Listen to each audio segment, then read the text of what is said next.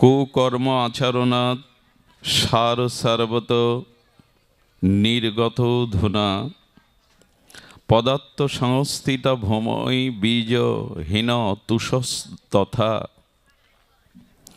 কলিপাবন অবতার পরম প্রেমময় প্রেম পরতত্ত্ব সীমা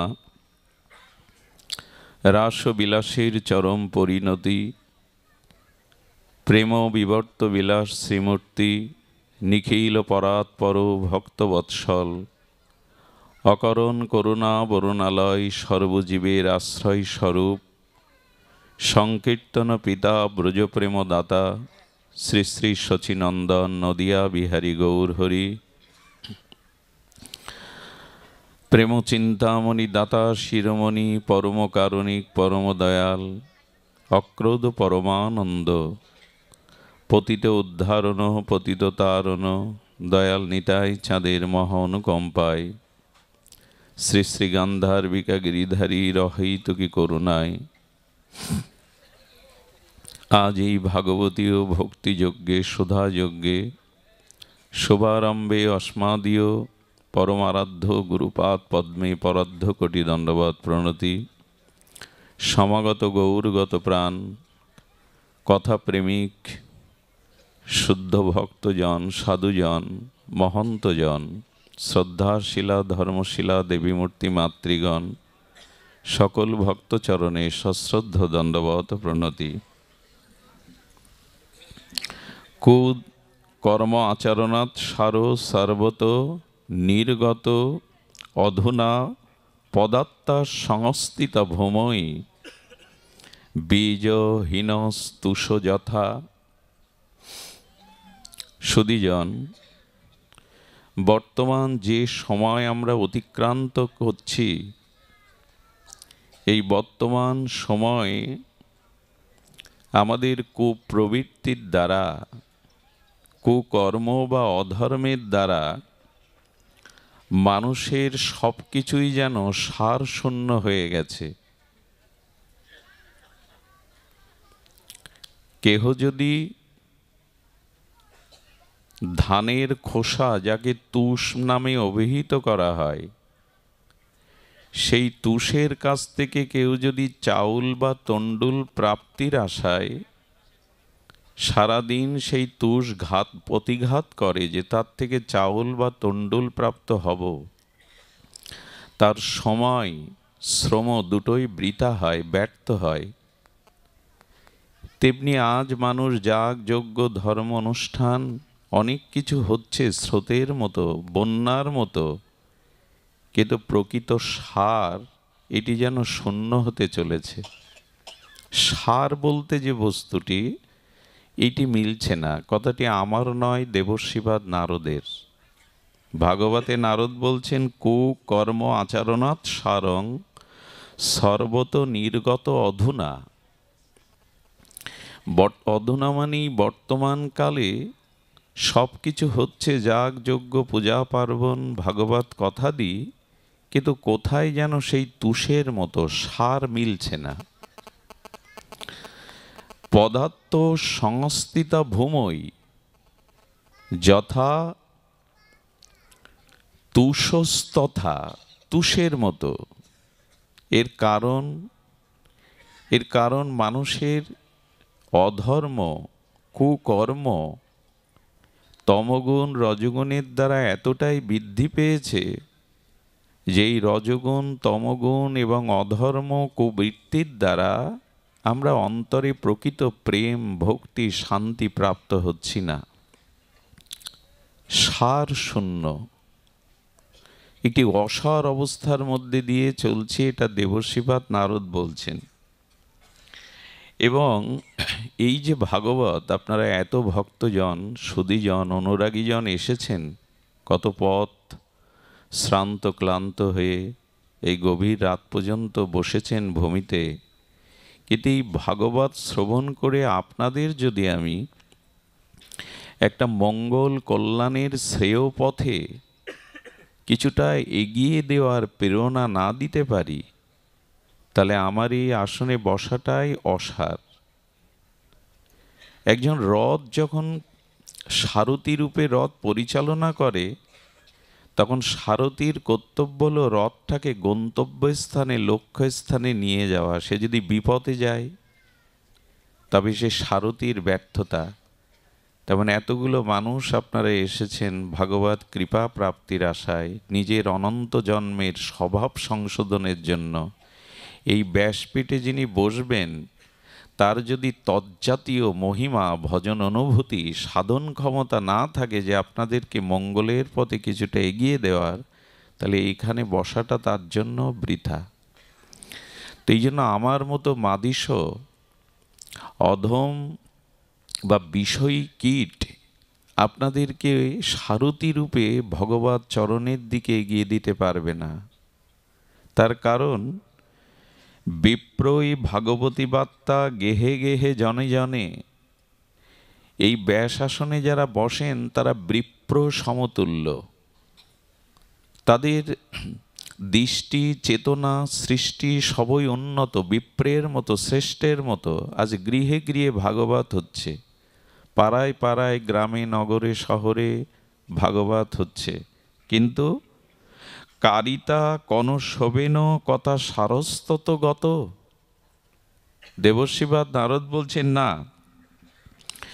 আমার মতো মাদিসনন যারা দুটো অর্থ এবং অন্যের লোভে এই ব্যাসপীঠে বসে হরিকথা বলছেন, সম্মান, ধন, অর্থ, অন্যের সংস্থান, এগুলিই তার লক্ষ্য। হয়তো কোনো কালে, কোনো জন্মের কোনো স্বীকৃতিতে কিছু মেধা পেয়েছি, আর সেই মেধার দ্বারা কিছু কথা বলবার মতো বাক্য সুবিন্যস্ত করে মানুষের সামনে প্রকাশ করার মতো হয়তো কিছু ক্ষমতা পেয়েছি পূর্বজন্মের স্বীকৃতিতে। কিন্তু এই ভাগবত যদি জীবের কল্যাণে, ভগবত প্রসন্নতার জন্য না হয়ে আমার মান, সম্মান, অর্থ, অন্য সংস্থানের জন্য হয়, তাহলে সে জাতীয় পাঠক গৃহে গৃহে গিয়েও ভাগবত প্রবচন করলেও তাতে সারাৎসার বলে কিছু হবে না, শুধু অনুষ্ঠানই সার হবে। সেটাই এখন প্রায়শ হয়। আমার মতো যারা, তারা আপনাদের সামনে বসে কিছু পাণ্ডিত্যপূর্ণ বাক্য বিন্যাস করে কত কথা শুনিয়ে যায়, কিন্তু ভাগবতের লক্ষ্য কি? আপনি আচরণশীল হয়ে, নিজে নিষ্কাম হয়ে, নিজে ভগবানের বিশুদ্ধ ভক্ত হয়ে, অর্থ, যশ, খ্যাতি, পূজা, প্রতিষ্ঠা, অন্নাদি লোভ পরিত্যাগ করে শুধু ভগবান প্রীতার্থে, জীবের হিতার্থে যদি এই আসনে বসা যায়, তখনই তার কল্যাণ হতে পারে। তা না হলে তার কল্যাণ পাওয়া সম্ভব নয়। সুধীজন, এই জন্য আসুন, ধ্যান দিন, শব্দের দিকে কোলাহল করবেন না। সেটি হলো, সৃষ্টিকে আমি বদলাতে পারবো না। বর্তমান যে কাল কবলিত কলির যে প্রভাব, এই সৃষ্টিকে আমি বদলাতে পারবো না। কিন্তু একটা জিনিস বদলাতে পারবো, সেটি আজ আলোচনার বিষয়। সৃষ্টি বদলাতে পারবো না, কিন্তু নিজের দৃষ্টি বদলাতে পারবো। এই প্রসঙ্গে আজকের কিঞ্চিত আলোচনা অল্প সময়ের। আমরা সৃষ্টিকে পরিবর্তন করতে পারবো না, পারবো কি? জগৎ যেভাবে চলছে পরিবর্তনের ক্ষমতা আপনার আমার, কিন্তু আমার দৃষ্টিকে, দৃষ্টিভঙ্গিকে আমি পরিবর্তন করতে সমর্থ। এই জন্য এই কাল কোলাহলের সময়, এই অসার সময়ে যদি নিজের দৃষ্টিকে আপনি শুদ্ধ করতে পারেন, নিজের ভাবনাকে উন্নত করতে পারেন, তাহলে আপনি বেঁচে গেলেন। সৃষ্টিকে বদলানো সম্ভব না, দৃষ্টিকে বদলাতে হবে। কেমন? আচ্ছা, কেউ যদি মনে করে পৃথিবীতে কাকর আছে, কণ্টক আছে, মানে কাটা, তা পৃথিবীটা যদি চামড়া দিয়ে ঢেকে দেওয়া যেত, তাহলে কারো পায়ে কাটা বিদ্ধ হতো না। সম্ভব কি পৃথিবী চামড়া দিয়ে ঢেকে দেওয়া? সম্ভব না। কিন্তু নিজের পায়ে একটা চামড়ার জুতা পরান, তাতে কি হবে না? কাটা আর বিদ্ধ হবে না।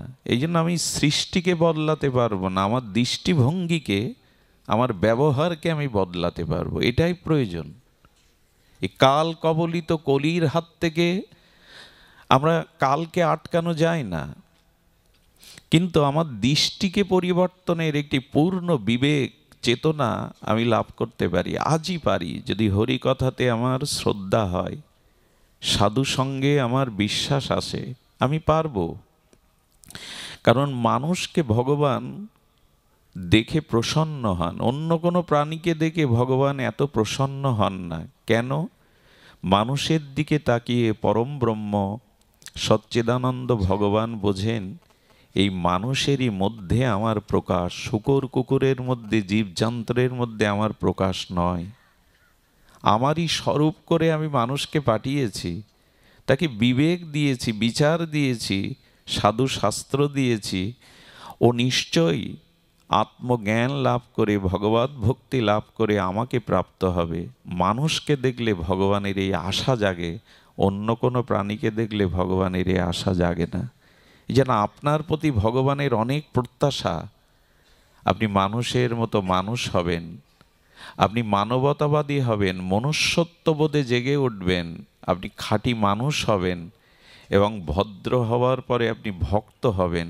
এটাই ভগবান আপনাকে দেখে আশা করছে। আপনি আশা কি করছেন? যে আমি তার মনের মতো হব কি? তার মনের মতো হওয়ার জন্য আসুন আমরা আমাদের দৃষ্টিকে বদলাই। দৃষ্টিকে কিভাবে বদলাতে হবে? একটি উপায়, সেটি হলো ভগবত আশ্রয় প্রয়োজন। দেখুন, কোটি কোটি জন্ম, অতীত বা আগামীতে আরও কতবার পৃথিবীতে জন্ম নেব, হোক সে অন্য প্রাণীকুলে, জীবজন্তুকুলে। অতীতে কতই বা মনুষ্য জন্ম নিয়ে জগতে এসেছি, কিন্তু কোনো আশ্রয় তো আমার প্রকৃত আশ্রয় হলো না, কোনো আশ্রয় তো আমি স্থায়ী হলাম না। পূর্ব জন্মে সংসার, পিতা পুত্র, পিতামাতা কন্যা স্ত্রী, এই আশ্রয় তো টিকে না। এই জন্য শাস্ত্রে বলছে তুমি বহুবার আশ্রয় পেয়েছ, কিন্তু সেই আশ্রয় তোমার স্থায়ী নয়, সেই আশ্রয় তোমার চিরন্তন আশ্রয় নয়। একমাত্র ভগবত চরণ আশ্রয় তোমার সর্বোত্তম শ্রেয় এবং সর্বোত্তম আশ্রয় ভগবত চরণ। কিন্তু তা কি নিয়েছি? সংসারের আশ্রয় নিয়েছি, দেহের আশ্রয়ে চলি, স্ত্রী পুত্র কুটুম্ব আত্মীয় স্বজন অর্থবিত্ত বাড়ি গাড়ির আশ্রয় আছি, ভগবানের আশ্রয় নিয়েছি তো। এই আশ্রয়গুলো কেমন জানেন? প্রবল নদীর স্রোতের মধ্যে একটা কীট পড়ে গেল, পিপিলিকা পড়ে গেল। তো নদীর প্রবল খরস্রোতার মধ্যে একটা পিপিলিকা পড়লে তার নিজ সামর্থ্যে এসে বাঁচতে পারবে তো? কুলে উঠতে পারবে তো? পারবে কি? পারবে না।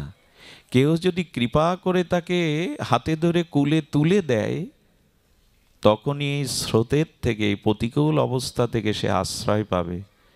তেমনি পুনঃ পুনঃ জন্ম মৃত্যু এই সংসারে চলছে, আমরা আশ্রয় নাই।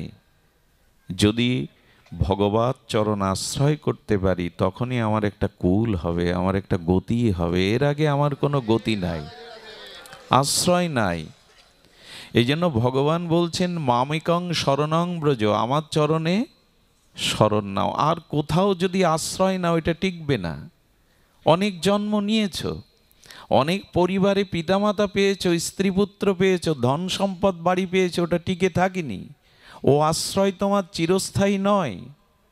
একমাত্র আমার চরণাশ্রয় তোমার প্রকৃত। এটাই মানুষকে বুঝতে হবে, এটাই নিজেকে বদলানো। যে আশ্রয় আছি এটা নিত্য নয়, এটা শাশ্বত নয়, এটা চিরস্থায়ী আশ্রয় নয়। আরও কি মজার জানেন? ভগবত চরণ আশ্রয় না নিয়ে যেসব আশ্রয় নিয়েছি আমরা, সেখানে শান্তি পাইনি।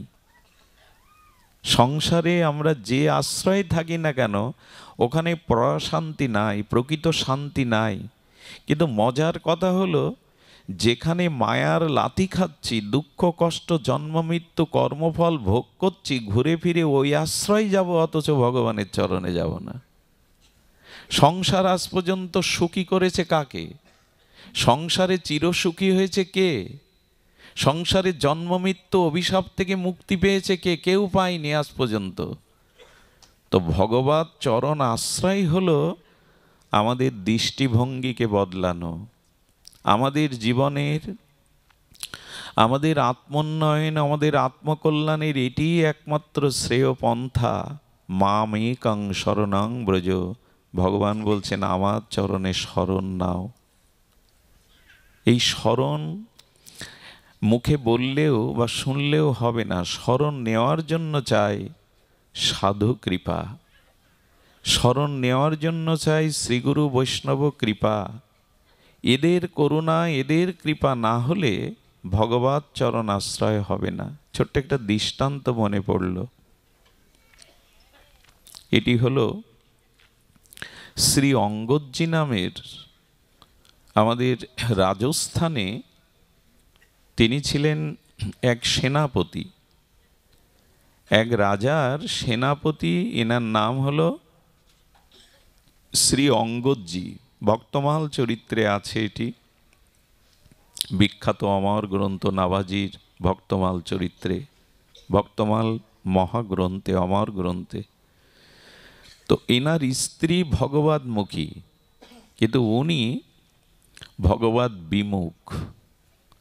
ওনার স্ত্রীর অন্তরে ব্যথা হলো এই যে, যে মানুষটাকে জীবনে বরণ করেছি সে ভগবতমুখী নয়। এই জীবনে সংসারে সব থেকে বড় যন্ত্রণা কষ্ট কি জানেন? যদি সংসারে একজন কৃষ্ণমুখী হয়, অপরজন কৃষ্ণ বিমুখ হয়। কারণ ভাগবতে ভক্তগণ বলছেন, প্রভু উন্মত্ত হস্তির পায়ে আমাকে পিষ্ট করে মারো, আগুনে আমার দেহটা ঝলসে পুড়ে মরুক, তবু কৃষ্ণ বিমুখ অসতের সঙ্গ যেন আমাকে না করতে হয়, ঘর যেন না করতে হয়। কারণ অসতের সঙ্গ করলে, খুব ধ্যান দিয়ে শুনুন, অসতের সঙ্গের দ্বারা আমার মধ্যেও যেটি আছে পূর্বজন্মের কিছু শুভ সংস্কার, ওটাও নষ্ট হয়ে যায়। দেখুন, আগুনে পুড়ে দেহটা নষ্ট হলে আত্মার ক্ষতি হয় না, আবার একটা দেহ পাবে, পুনরপি জন্ম নেবে। কিন্তু অসৎ সঙ্গ করে যদি পতন হয়, আত্মা 84 লক্ষ যোনি নিচে নেমে যাবে। এই জন্য জগতে সব থেকে বড় কষ্ট হলো সংসারে কেহ কৃষ্ণমুখী, অন্য কেউ বিমুখী। তবে সকলেই ভগবত পরায়ণ হবে, সকলেই ভগবতমুখী হবে, পাওয়ার জন্য অনেক জন্মের সংস্কার চাই, অনেক জন্মের স্বীকৃতি চাই, এটা পাওয়া যায় না। তোনার স্ত্রী খুব কষ্ট পান এবং ভগবানের কাছে প্রার্থনা করেন, প্রভু ওই মানুষটাকে এই মুখে ফিরিয়ে দাও। দেখুন, ভগবত চরণ আশ্রয় তখনই নিতে পারেন যখনই সাধু বৈষ্ণবের কৃপা হবে। তো কি হয়েছে, উনি ভাগবতে যান, ওনার সহধর্মিনী সতীসাধ্বী রমণী গুরুদেবকে গৃহে আহ্বান করেছেন, আপনাদের মতো সাধু সজ্জনকে গৃহে এনেছেন। সেই গৃহে সংকীর্তন পাঠ হওয়ার পরে প্রসাদ পেয়ে গুরুদেব আরও কিছু ভাগবত প্রসঙ্গ, ইষ্ট প্রসঙ্গ আলোচনা করছেন। এখন এই শ্রী অঙ্গদজি সংকীর্তনের শব্দ আর ভাগবত পাঠ শুনে গৃহে এসে বলছে, আমার গৃহে, আরে আমারই অন্ন পাচ্ছে, আমার অনুমতি নেই, আমার গৃহে সব চলবে না। উনি গুরুদেবকে অপমান করে, সাধুদের অপমান করে বিতাড়িত করলেন। সুধীবৃন্দ, এই শ্রী অঙ্গদজির স্ত্রী ছিলেন যেমন সুন্দরী রূপমতী, তেমনি গুণবতী সতীসাধ্বী। এই জন্য ওনার স্ত্রীর প্রতি, ওনার রূপের প্রতি ওনার একটা প্রবল আসক্তি ছিল এই শ্রী অঙ্গদজির। তো এখন স্ত্রী গুরুদেব অপমান হয়ে চলে যাওয়ার পরে, কাদের এই সেটগুলো বন্ধ রাখুন, তো কি হয়েছে, উনি খুব কষ্ট পেয়ে, যন্ত্রণা পেয়ে ঘরে খিল দিয়ে বললেন, আজ আমার গৃহ থেকে সাধুগুরু বৈষ্ণব বিদায় নিল, এ মুখ জগৎকে দেখানোর আর উপযুক্ত নাই। তবে এই আমি খিল দিলাম, আজ থেকে আমি তোমার মুখও দেখব না, আজ থেকে আমি জলান্নই পরিত্যাগ করে প্রায়শ্চিত্ত করব এই দেহ ত্যাগ করে, কারণ যে অন্যায়, যে পাপ, যে অপরাধ হয়েছে এর মার্জনা নেই।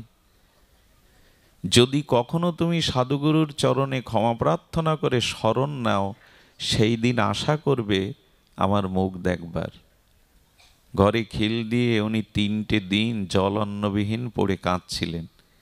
এখন যে পুরুষ স্ত্রীর প্রতি প্রবল আসক্তি, তারা আবার স্ত্রীকে পরিত্যাগ করতে চায় না। আসক্তি প্রমাণ কি না? দুয়ারে এসে বলছে, দেখো তোমাকে আমি ভালোবাসি, আমি সাধুগুরু বৈষ্ণবকে ভালোবাসি না, ভক্তি বিশ্বাস করি না, কিন্তু তোমাকে আমি প্রবল ভালোবাসি। তুমি না খেয়ে মরে থাকলে আমিও এখানে না খেয়ে পড়ে থাকলাম, যতক্ষণ দুয়ার খুলবে না। সতী নারী তো, বুদ্ধিমতী তো ভাবলেন এই হলো ওকে ফেরানোর উপায়। দেখুন, আজও কোনো সতীসাধ্যী রমণী যদি চেষ্টা করে, তবে অসুর, দানব, রাক্ষসকেও সে সুপথ দেখাতে পারে। মায়েদের এই ক্ষমতাটা আছে। যদি সে সতীসাধ্যী কুলবতী হয়, আজও সে অসুর, দানবকে, মাতালকেও ভগবত পথে আনতে পারে। এই ক্ষমতাটা, এই সেবা ভাবনাটা ঈশ্বর দিয়েছেন মায়েদের, কিন্তু উপযুক্ত হতে হবে। উনি তখন বুঝলেন এই শুভ অবসর।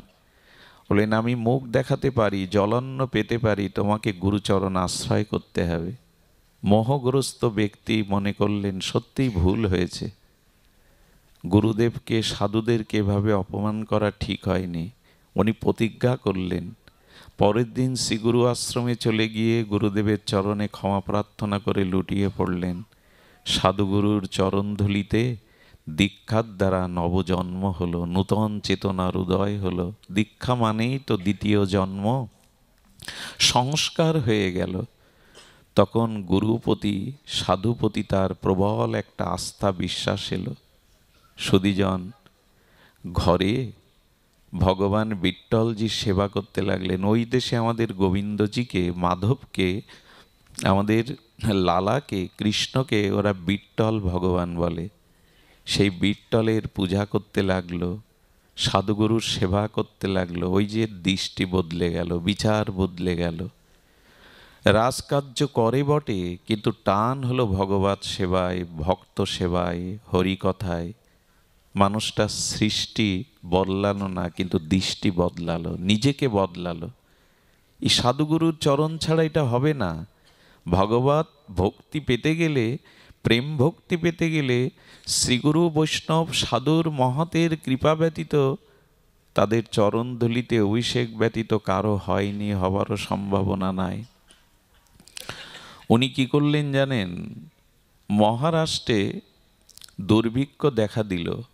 ওনার সমস্ত সঞ্চিত ধনসম্পদ উনি দিন দুঃখীদের অন্ন ছত্র দানে দান করে দিলেন।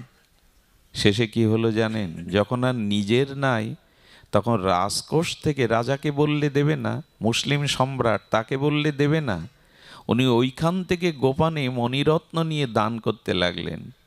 কিন্তু সম্রাট, মুসলিম সম্রাটের কর্ণে এই কথাটা পৌঁছে গেল যে আপনার রাজধন চুরি করে বিলাচ্ছে।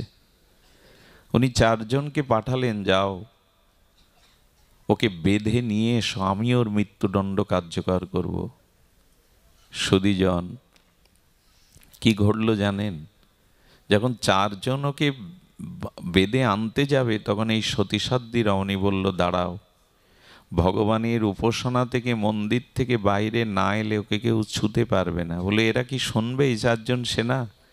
কিন্তু সতী নারীর কণ্ঠের মধ্যে, তার বলবার বাক্য শক্তির মধ্যে একটা শক্তি প্রকাশ হলো। ওরা দাঁড়িয়েই গেল। সুধীজন, ওকে পিঠ মোড়া দিয়ে বেঁধে বাইরে এনে যখন নিয়ে যাচ্ছে, তখন ভগবানের মন্দির পাড়ায় ছিল। বলল, আমাকে 2 মিনিট সময় দাও, আমি ঠাকুরের কাছে একটু প্রার্থনা করে আসি। আমাকে 2 মিনিট সময় দাও। ঠাকুরের কাছে গিয়ে বললেন, প্রভু, আমি দিন দুঃখীদের জন্য রাজকোষ থেকে সম্পদ নিয়েছি বটে, নিজে ভোগ করার জন্য না, নিজের যত সব বিলিয়ে দিয়েছি। বিট্টল, তোমার কাছে আমার এই নিবেদন, যদি সাজা দিতে হয় তুমি দাও, অন্যের হাত দিয়ে আমাকে সাজা দিও না। যদি সাজাটা দিতে হয় তুমি দাও, আমি মৃত্যু বরণ করতে রাজি, কিন্তু তোমার হাত থেকে সাজা চাই। ভগবানের হৃদয় বিগলিত হলো। কি করলেন জানেন? এটাই কলিযুগেরই ঘটনা, সত্য ত্রেতা দাপরের নয়। এখান থেকে মাত্র 500 বছর আগের ঘটনা। ভগবান এই এই মানুষটার কাজের মানুষ সেজে, চাকর সেজে, কর্মচারী সেজে আর সম্রাটের দুয়ারে উপস্থিত হয়ে বললেন, সম্রাট, যাকে বেদে আনতে আদেশ দিয়েছেন তিনি আপনার রাজকোষ থেকে যা সম্পদ দিয়েছেন তার 10 গুণ ফেরত দিয়েছেন, এই গ্রহণ করুন। ওর কণ্ঠস্বর শুনে, ওর চেহারার জ্যোতি দেখে বলছেন, তুমি কে? বলেন, আমার পরিচয় পরে নেবেন, আগে আপনি আপনার সম্পদগুলো বুঝে নিন। তিনি আদেশ দিলেন খানজানিকে, এসে বললেন, এই মণিমুক্তা আপনার রাজকোষেও নেই, মহামূল্যবান। তখন বলছেন, তুমি যে এগুলো দিয়েছ, কে দিয়েছে, কে তুমি? ভগবান কি পরিচয় দিলেন জানেন? আমি শ্রী অঙ্গদজির বাড়ির কাজের লোক, চাকর। আমাকে উনি পাঠিয়েছেন আপনার রাজকোষের সম্পদগুলো ফিরিয়ে দেওয়ার জন্য। আপনি এই মুহূর্তে এগুলো পেয়ে তাকে মুক্তি ঘোষণা করুন। ওর কণ্ঠস্বর, ওর জ্যোতি দীপ্ততা দেখে, জ্যোতিপুঞ্জ দেখে বলছে, তোমার মতো মানুষকে সে চাকর করে রেখেছে? আরে তুমি তো মন্ত্রী পদমর্যাদায় বসবার মতো আসেন। বলেন, আমাকে বিদায় দিন আর ঘোষণা করে দিন উনি নির্দোষ। যখন চলে গেলেন,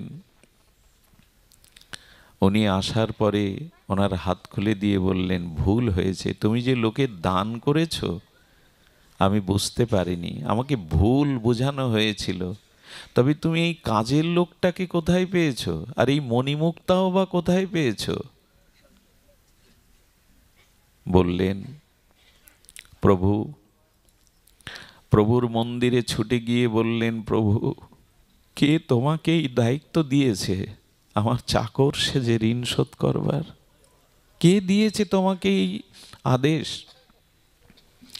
সুধীজন, এই মানুষটার জীবনে দৃষ্টি, বিচার, বিবেক পরিবর্তন হয়ে গেল শুধুমাত্র শ্রীগুরু বৈষ্ণবের আশ্রয়ে। সুধীজন, ওই সেনার পতির পদে উনি আসীন ছিলেন। একবার এক রাজ্য জয় করার পরে অনেক মুক্তা পান। তৎকালীন তো মণিমুক্তার সময়, তো অনেক নামি হীরা পাওয়ার পরে একটা হীরা ওনার মনে হয়েছে, এটা বড় অপূর্ব, এটা যদি আমার জগন্নাথকে পরাতে পারতাম পুরীতে। তো রাজাকে সব মণিরত্ন এটা দিয়ে দিয়েছে, হীরা ওইটা রেখেছে ভগবানের জন্য, যে ভগবানের কর্ণে যদি এই হীরাটা দেওয়া যেত কেমন মানাতো তাকে। ভক্তের লক্ষণ কি জানেন? যা কিছু সুন্দর তা ভগবানের সেবায় লাগাবার জন্য তার মন ব্যাকুল হয়। এটাই তো সেবা ভাব, এটাই তো ভক্তিভাব। যা কিছু সুন্দর, যা কিছু শ্রেয় তাকে দেওয়ার ইচ্ছা জাগে। যেমন কেউ কাউকে ভালোবাসলে সুন্দর বস্তুটা তাকে দিতে মন চায়। ভালোবাসার একটি ধর্ম, যা প্রিয়, যা সুন্দর তা দেখলে, তা হাতে পেলে তার কথা মনে পড়ে, যদি তাকে দেওয়া যেত। তো মুক্তাটা রেখে দিয়েছেন। রাজা সংবাদ গেছে যে এই মুক্তাটা ওর কাছে আছে, এটা মহামূল্যবান হীরা বা মুক্তা। রাজা তার কাছে চাইলেন, উনি অস্বীকার গেলেন। আর এই সেনা অর্থাৎ শ্রী অঙ্গদজি প্রতিদিন রাজপরিবারে এসে প্রসাদ পেতেন। কোথায় প্রসাদ পেতেন জানেন? প্রসাদ পেতেন, এই রাজার এক বিধবা ভগ্নী ছিল, তিনি প্রসাদ ভোজী ছিলেন। তার একটা ছোট বাচ্চা, উনি জগন্নাথের সেবিকা ছিলেন, ভোগ লাগিয়ে ওকে প্রতিদিন দুপুরে প্রসাদ দিতেন। সেই বোনকে এসে আর সম্রাট বলল, ওকে আজকে প্রসাদের সাথে বিষ দিয়ে মেরে ফেলো, কারণ হীরাটা আমার দরকার। তোমাকেও আমি অনেক কিছু সম্পদশালী করে দেব, তুমি আমার বোন, এটা তোমার করা উচিত। ভগবানের প্রসাদে বিষ দিয়ে দিল। দিয়ে ওকে সেবার জন্য যখন আসন পেতে দিয়েছে, সুধীজন কি বলবো আপনাদের, প্রসাদটা যখন ও নিতে যাবে তখনই বলছেন, তোমার সেই কন্যাটি কই? ওকে না নিয়ে তো আমি কখনো প্রসাদ পাই না কোনো দিন। কন্যাটাকে ডেকে আনো। এখন মা কি বলবে, ও তো বিষ মাখানো প্রসাদ। মেয়েটাকে সরিয়ে দিয়েছে, বললো মেয়েটা অন্য কাজে গেছে, আপনি পেয়ে নিন। একদিন অনিয়ম হলে বললো না, তার মুখে না দিয়ে আমি পাবোই না। 2 ঘন্টা অপেক্ষা করার পরে নারী তো, মায়ের জাতি তো, বলে আমার মেয়েটাকে এত ভালোবাসে, 2 ঘন্টা বসে রয়েছে, ওকে না নিয়ে খাবেন, আর এই মানুষটাকে বিষ দিয়ে মারতে চাচ্ছি আমি। ওনার বিবেক ফিরে গেল। বলে ক্ষমা করো, এই মুক্তার জন্য আমি সম্রাটের প্রচারণায় পড়ে তোমাকে তো বিষ দিয়েছি। সঙ্গে সঙ্গে কি করলো জানেন? বলেন এটা আমাকে পেতে হবে, এটাই আমার প্রায়শ্চিত্ত। কেন জানো? আমি বিষ খেয়ে কোটিবার মরলেও ক্ষতি নেই, কিন্তু আমার ভগবানকেই তুমি এই বিষ দিয়ে নিবেদন করেছো। তাকে তুমি আমাকে বিষ দিয়ে মেরে ফেলো, ক্ষতি নেই, তবে আমার ঠাকুরকে যখন দিয়েছো তখন এটা আমার পাওয়া উচিত। এটা প্রসাদ। এগুলো গল্পগাথা নয়। সাধুগুরুর চরণে শরণ নিলে এ জাতীয় বিশ্বাস আসে। এরই নাম ভক্তি, এরই নাম বিশ্বাস, এরই নাম শ্রদ্ধা। তো যখনই তিনি ওই প্রসাদ পেতে শুরু করলেন, ওনার নিষেধ সত্ত্বেও প্রসাদ জ্ঞানে পেতে শুরু, আমার ভগবান পেয়েছে। প্রহ্লাদের বীজ যেমন অমৃত হয়েছিল, মীরার বীজ যেমন অমৃত হয়েছিল, সেই প্রসাদ পাওয়ার সাথে সাথে ওনার অঙ্গ জ্যোতি দেখা দিল, তীব্র দেবজ্যোতিতে ভরে গেল ওনার অঙ্গ। ভগবানকে নিবেদিত বস্তু অমৃতই হয়। যেমন সাপের বিষ মানুষকে মেরে দেয়, কিন্তু এই সাপের বিষ গবেষণার দ্বারা হোমিওপ্যাথি অনেক দুরারোগ্য ব্যাধির ওষুধ তৈরি হয়।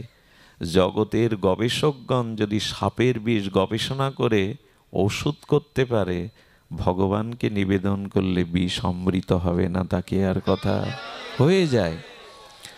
তো তিনি মরলেন না, কিন্তু ওটা পাওয়ার জন্য সম্রাট তখন তাকে নির্দেশ দিলেন যে জোর করে তুলে আনো তাকে, ওটা দরকার আমার।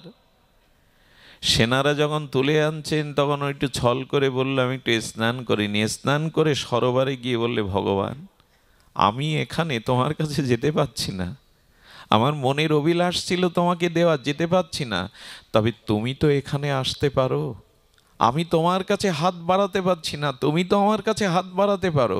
এই ভেবেই জগন্নাথকে ভেবে নিবেদন করেছে মুক্তাই, পুকুরের মধ্যেই তুমি গ্রহণ করো। সম্রাটের কাছে গিয়ে বললেন মুক্তা যাকে দেওয়ার তাকে দিয়েছি, আমার কাছে নাই। বললো তুমি তো পুরী যাওনি, তো জগন্নাথকে কি করে দিলে? বললো পুকুরেই সমর্পণ করে দিয়েছি। ধীবর এনে জেলে এনে জাল ফেলানো হলো, কিন্তু পাওয়া গেল না। এই শ্রী এই ভক্ত বললেন আপনি যদি দেখতে চান যার বস্তু তার কাছে আছে, পুরীতে লোক পাঠান, এটা জগন্নাথের হৃদয়ে ধরা আছে, দেখুন। ওর বিশ্বাস জগন্নাথ এটা গ্রহণ করেছে। সেনা পাঠিয়ে কি দেখলো জানেন? জগন্নাথের বুকে সেই মুক্তাটাই জল জল করে শোভা পাচ্ছে। এবং আজও অবাক হবেন, আজও প্রতিদিন জগন্নাথের সিঙ্গারে ওই মুক্তাটাই পরানো হয়, আজও। এ কথা বলবার অভিপ্রায় হলো এই, সাধুগুরুর চরণে শরণাগতি না নিলে, তাদের চরণে নিজেকে অভিষেক না করলে প্রেম ভক্তি আসবে না, দৃষ্টি বদলাবে না, নিজেদের চেতনা বদলাবে না। আর যতদিন ভক্ত ভগবানের সেবা ভাবনা না আসছে, ততদিন আমাদের জীবনে কোনো পরিবর্তনও আসবে না। আমি দৃষ্টি বদলাতে বলেছি, এই দৃষ্টি স্বভাব বদলাতে গেলে সেবা চাই। সেবার কয়েকটি দৃষ্টান্ত একটু শুনুন, ভালো লাগবে। তবে ভগবানকে সেবা করতে গেলে, ভগবানের ভক্তকে সেবা করতে গেলে আপনার অনুরাগ চাই। তার পূর্বে বলি যে ভগবানের সেবা আপনি কতটুকু করবেন জানি না, তবে ভক্তর সেবা আপনাকে বেশি করতে হবে। কারণ ভগবান বলছে যারা আমার সেবা করে তারা আমার ভক্ত নয়, যারা আমার ভক্তের সেবা করে তারাই প্রকৃত ভক্ত। এই জন্য আগে ভক্ত সেবা, আগে গুরু সেবা। ভগবানের সেবা খুব সহজ নয়। ভক্ত সেবার মাধ্যমেই ভগবত সেবার প্রেরণা আপনার মধ্যে জাগবে। একবার আপনাদের মতো এরকম পল্লী গ্রামে শ্রীগুরু বৈষ্ণবরা এসছেন, তো সেই সরল ভক্ত করেছে কি, মন্দিরে সন্ধ্যাবেলা ঠাকুরকে একটু ফুলমালা চন্দন দিয়ে একটু ধূপ ঘুরিয়ে সেই যে দরজা বন্ধ করে সাধুদের সেবা, সাধুদের আরতি, সাধুদের বন্দনা, সাধুদের বাতাস করছে। সারা রাত বাতাস টানছে, আর টানতে টানতে টানতে টানতে যখন রাত 3টা বেজে গেছে, ব্রাহ্ম মুহূর্ত এসে গেছে 3:30, তখন সাধুরা বলল, সারা রাত বাতাস দিচ্ছ, যাও স্নান করে তিলক নিয়ে ঠাকুর জাগিয়ে মঙ্গল আরতির সূচনা করো। এখন এইদিকে ভগবান কি করেছে জানেন, মন্দিরে এই সরল, তো সরলের কাছেই তিনি ধরা দেন। বলেন, আমাকে সামান্য একটু ফুলমালা আর ধূপ দেখিয়ে সারা রাত সাধুদের সেবা করছো, তাহলে আমি কিছু না? ভগবান ভেতর থেকে খিল দিয়ে দিয়েছে। ও যখন স্নান করে তিলক নিয়ে মন্দির দুয়ার খুলতে যাবে, হাতে তালি দিয়ে দেখে ভেতরে, বলো ভেতরে তো কেউ নাই ঠাকুর ছাড়া, তো ভেতরে দুয়ার কে বন্ধ করলো? ওখানেই পড়েছে, প্রভু দুয়ার খোলো, তোমার মঙ্গল আরতি দর্শন করাতে দাও, ভোর হয়ে যাচ্ছে, সাধুরা নির্দেশ দিয়েছেন, গুরু নির্দেশ দিয়েছেন। ভগবান তখন বলছেন, সারা রাত যাদের সেবা করছো তাদের করো, আমার কাছে আসার কি দরকার? আরে সেবা তো তোমার ওদেরই করা দরকার, আমার খোঁজ নাই, নিতে হবে না, যা ওদের সেবা করো।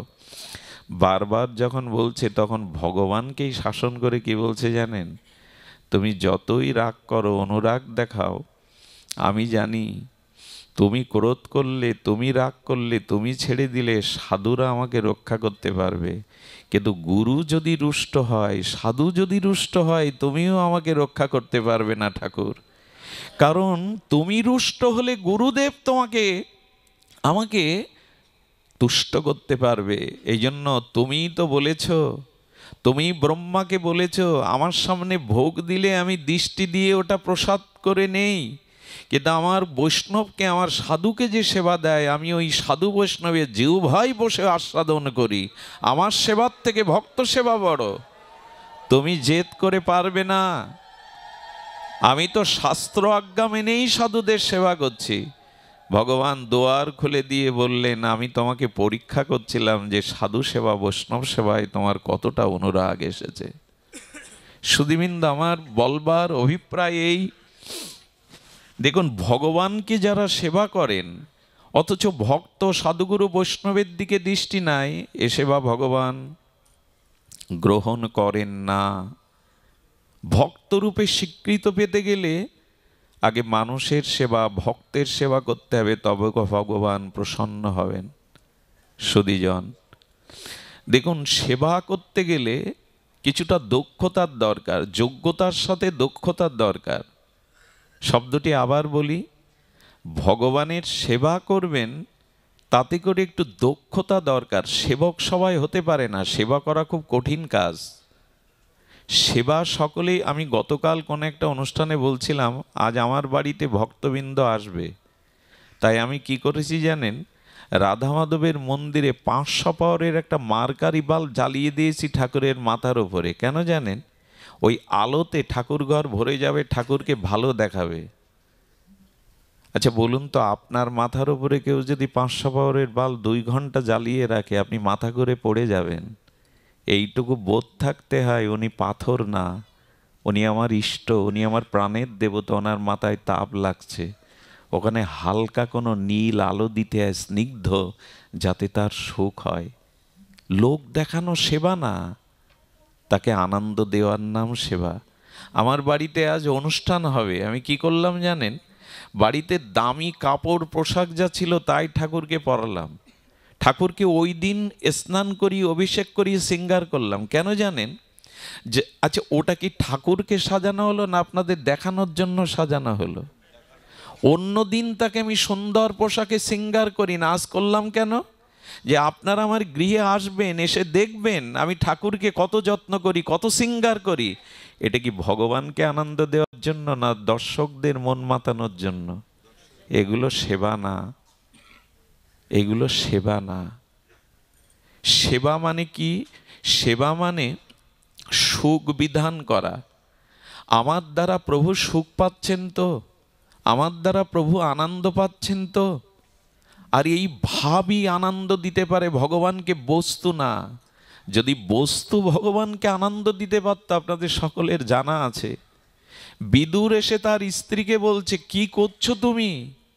হ্যাঁ, আরে স্বয়ং 56 ব্যঞ্জন দুর্যোধনের ত্যাগ করে, রাজপ্রাসাদ, রাজ সিংহাসন, রাজভোগ ত্যাগ করে আমার এই কাঙালের কুটিরে গোবিন্দ এসেছেন, আর তুমি কি না কলা ফেলে দিয়ে খোসা খাওয়াচ্ছ? ধাক্কা দিলেন স্ত্রীকে, কলার খোসা ফেলে দিয়ে বাজার থেকে বিদুর ননি, ক্ষীর, মাখন এনেছিলেন। প্রভু, আমি তো কাঙাল, দরিদ্র, কি দেওয়ার আছে এটা এনেছি পাও। যেই ক্ষীর মাখন তুলে দিলেন, গোবিন্দের চোখে সজল হয়ে গেল জল। বিদুর, একটু আগে তোমার বিদুরানী যেভাবে কলাটা খাওয়াচ্ছিল, তাতে যে আনন্দ মধুরতা সেবা ছিল, তোমার মাখনের মধ্যে আমি তা পাচ্ছি না। তোমার মাখনের মধ্যে আসলে ভগবান কোনো বস্তু গ্রহণ করেন না, হৃদয়ের ভাবটাকে গ্রহণ করেন। ভগবানকে পেয়ে আনন্দ আত্মরা হয়ে কলা ফেলে দিয়ে খোসা খাওয়াচ্ছে, ভাবটা জেগে গেছে। প্রভু ভাবগ্রাহী জনার্দন, বস্তু ভগবানের অভাব নেই, শুধু মনের ভাবটা তাকে দিতে হয়। তিনি সুখী হচ্ছেন তো, তিনি আনন্দ পাচ্ছেন তো। কাউকে সুখী করার নাম সেবা। নিজের মন গড়া কিছু করলে সুখী হওয়া যায় না। এই জন্য যারা ভগবান ভক্তের সেবা করবে, তাদের দক্ষতা দরকার, ভাব রাখতে হবে। মাখনের থেকে কলার খোসাকে আরো মধুর হয়। কলার খোসা মাখন বড় কথা না, হৃদয়ের ভাবটাই বড় কথা। সুধীজন, এই ভাবটাই তিনি আনন্দ পান, এই ভাবটাতেই তিনি, যদি ভাব থাকে তো ভগবান বললেন, আমাকে কিনবে তোমরা, আমি বিক্রি হই তোমাদের কাছে।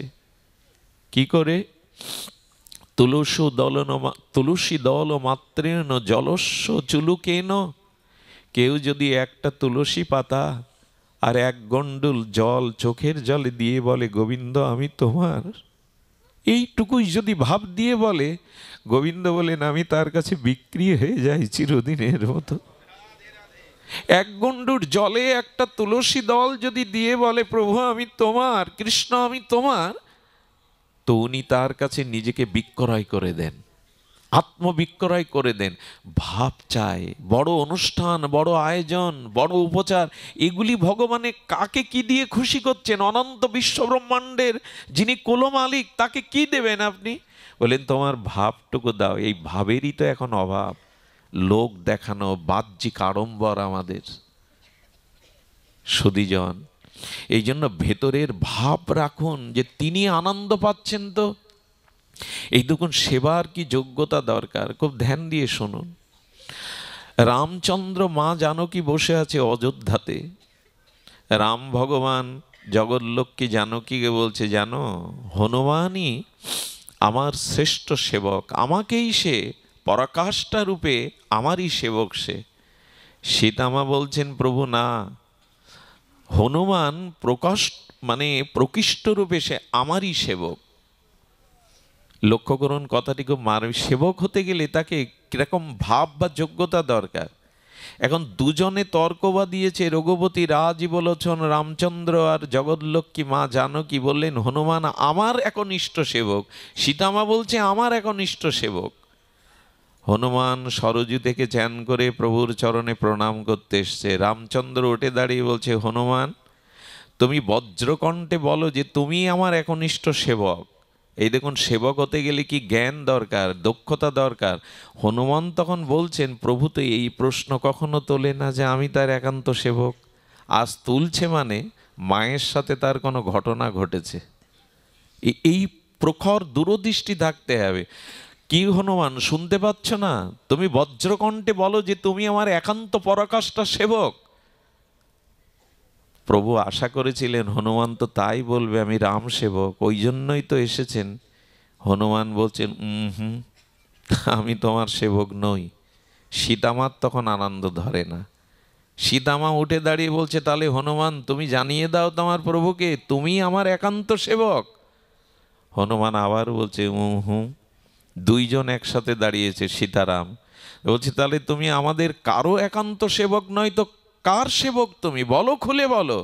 হনুমান উদ্গত কণ্ঠে ঘোষণা করলেন, আমি প্রভু রাম মা জানকীর ন্যায় আমি দুইজনেরই চরণ সেবক, আমি দুইজনেরই চরণ সেবা করি। এই হলো সেবা করার দক্ষতা। আচ্ছা, যদি বলতেন আমি প্রভুর সেবক, মা সন্তুষ্ট হতো না।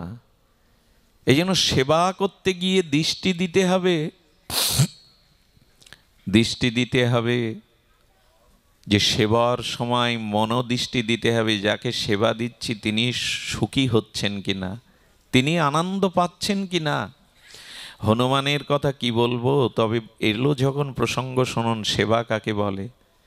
12 ঘন্টা প্রভুর চরণ সেবা করেন হনুমান, খুব ধ্যান দিয়ে শোনো মা। 12 ঘন্টা প্রভুর চরণ সেবা করেন হনুমান। রাতে প্রভু কনক ভবনে যান। কনক ভবন যারা অযোধ্যাতে গেছেন দেখবেন, কনক ভবন হলো প্রভু আর সীতামা যেখানে থাকতেন। তো সেই কনক ভবনে সীতামায়ের সাথে দুজন দাসী থাকতো সারা রাত। ওদের আলাদা ঘর ছিল, প্রভুর কোনো প্রয়োজন হলে, মা জানকীর প্রয়োজন হলে ওরা একান্ত সহচরী রূপে ওর মধ্যে থাকতো। হনুমান বুদ্ধিমত্ত কিন্তু সরল। সরল না হলে তো ভগবান পাওয়া যায় না, ভক্তি হয় না। কপটতা থাকলে ভগবানকে হৃদয়ে ধারণ করা যায় না। তো 12 ঘন্টা প্রভুর চরণ সেবা করে সন্ধ্যায় যখন মা জানকীর কক্ষে প্রবেশ করছে কনক ভবনে, হনুমান প্রভুর সাথে সাথে যাচ্ছে। রাম বলছে, আরে দাঁড়াও, এর মধ্যে তোমার মা আর আমি একান্ত থাকি, এটা আমাদের দাম্পত্য স্থান, এখানে তুমি প্রবেশ করতে নেই তোমার। হনুমান এই দরজার বাইরে থাকো। প্রভু, সারা রাত তোমাকে না দেখে কি করে থাকবো আমি। রামচন্দ্র বললেন, এরকম অবুঝ হতে নেই, মা তোমাকে এখানে থাকতে দেবে না। জানকী এসে একটু শাসন করলো, হনুমান বাইরে যাও, এটা কনক ভবন, এটা প্রভুর আর আমার একান্ত স্থান থাকবার, এখানে তুমি থাকতে পারো না। বাইরে বের করে দিলে হনুমান কি করেছিল জানেন? সারা রাত ওই দরজার বাইরে বসে কেঁদেছিলেন, প্রভু এই 12 ঘন্টা যে আমার ঘুম হয় না তোমাকে না দেখে, আমি কি করে ঘুমাবো বলতে পারো? তোমার চরণ ছাড়া যে কিছু ভালো লাগে না। এই দেখুন, সুগ্রীবের সাথে পরিচয় রামচন্দ্রের করিয়ে দিয়েছিলেন হনুমান, কিন্তু সুগ্রীব কিষ্কিন্ধ্যার রাজ সিংহাসন পেয়ে গেল। বিভীষণের সাথেও রামের পরিচয় করিয়ে দিয়েছিলেন হনুমান, বিভীষণ লঙ্কার রাজা হলো। আর সীতা উদ্ধার করে রামচন্দ্রকেও সিংহাসনে বসালেন হনুমানেরই প্রেরণা সেবা। কিন্তু হনুমান কোনো পদ, কোনো রাজত্ব নেয়নি। বলেছিল, প্রভু তোমার চরণ পদ সেবা ছাড়া আমি অন্য কোনো পদ চাই না। প্রভাতে সরযূ স্নান করতে যখন দরজা খুললেন রাম, দেখে হনুমান ওখানেই বসে কাঁদছে। হনুমান, তুমি বিশ্রামে যাওনি? বললাম তো প্রভু, তোমার চরণ ছেড়ে থাকতে ভালো লাগে না, ভালো লাগে না, তুমি একটা উপায় করো। বললেন, তোমাকে তো বারবার বলছি, এই কনক ভবনে কোনো পুরুষের অধিকার নাই। সরযূ নদীর তীরে হনুমান কাঁদতেন, হে সরযূ, তুমি তো দেবতা, তুমি কোনো উপায় করতে পারো না? কি বলবো, হনুমান হলো ভগবান শঙ্কর, প্রভুর সেবার জন্য হনুমান রূপে এসেছিলেন। শিব ঠাকুরই, ভগবান শঙ্করই হনুমান রূপে এসেছিলেন ত্রেতায় প্রভুর সেবার জন্য। শিব ঠাকুরের চোখের জল সাধারণ না, হনুমানের চোখের জল সরযূ নদীতে পড়ে উত্তপ্ত হয়ে গেল সরযূ। সরযূ দেবতা দেখা দিয়ে বললেন, হনুমান, তোমার বিরহের অশ্রু এত তাপ যে আমার সরযূর নদীর জলও তাপময় হয়ে যাচ্ছে, কি চাও বলো?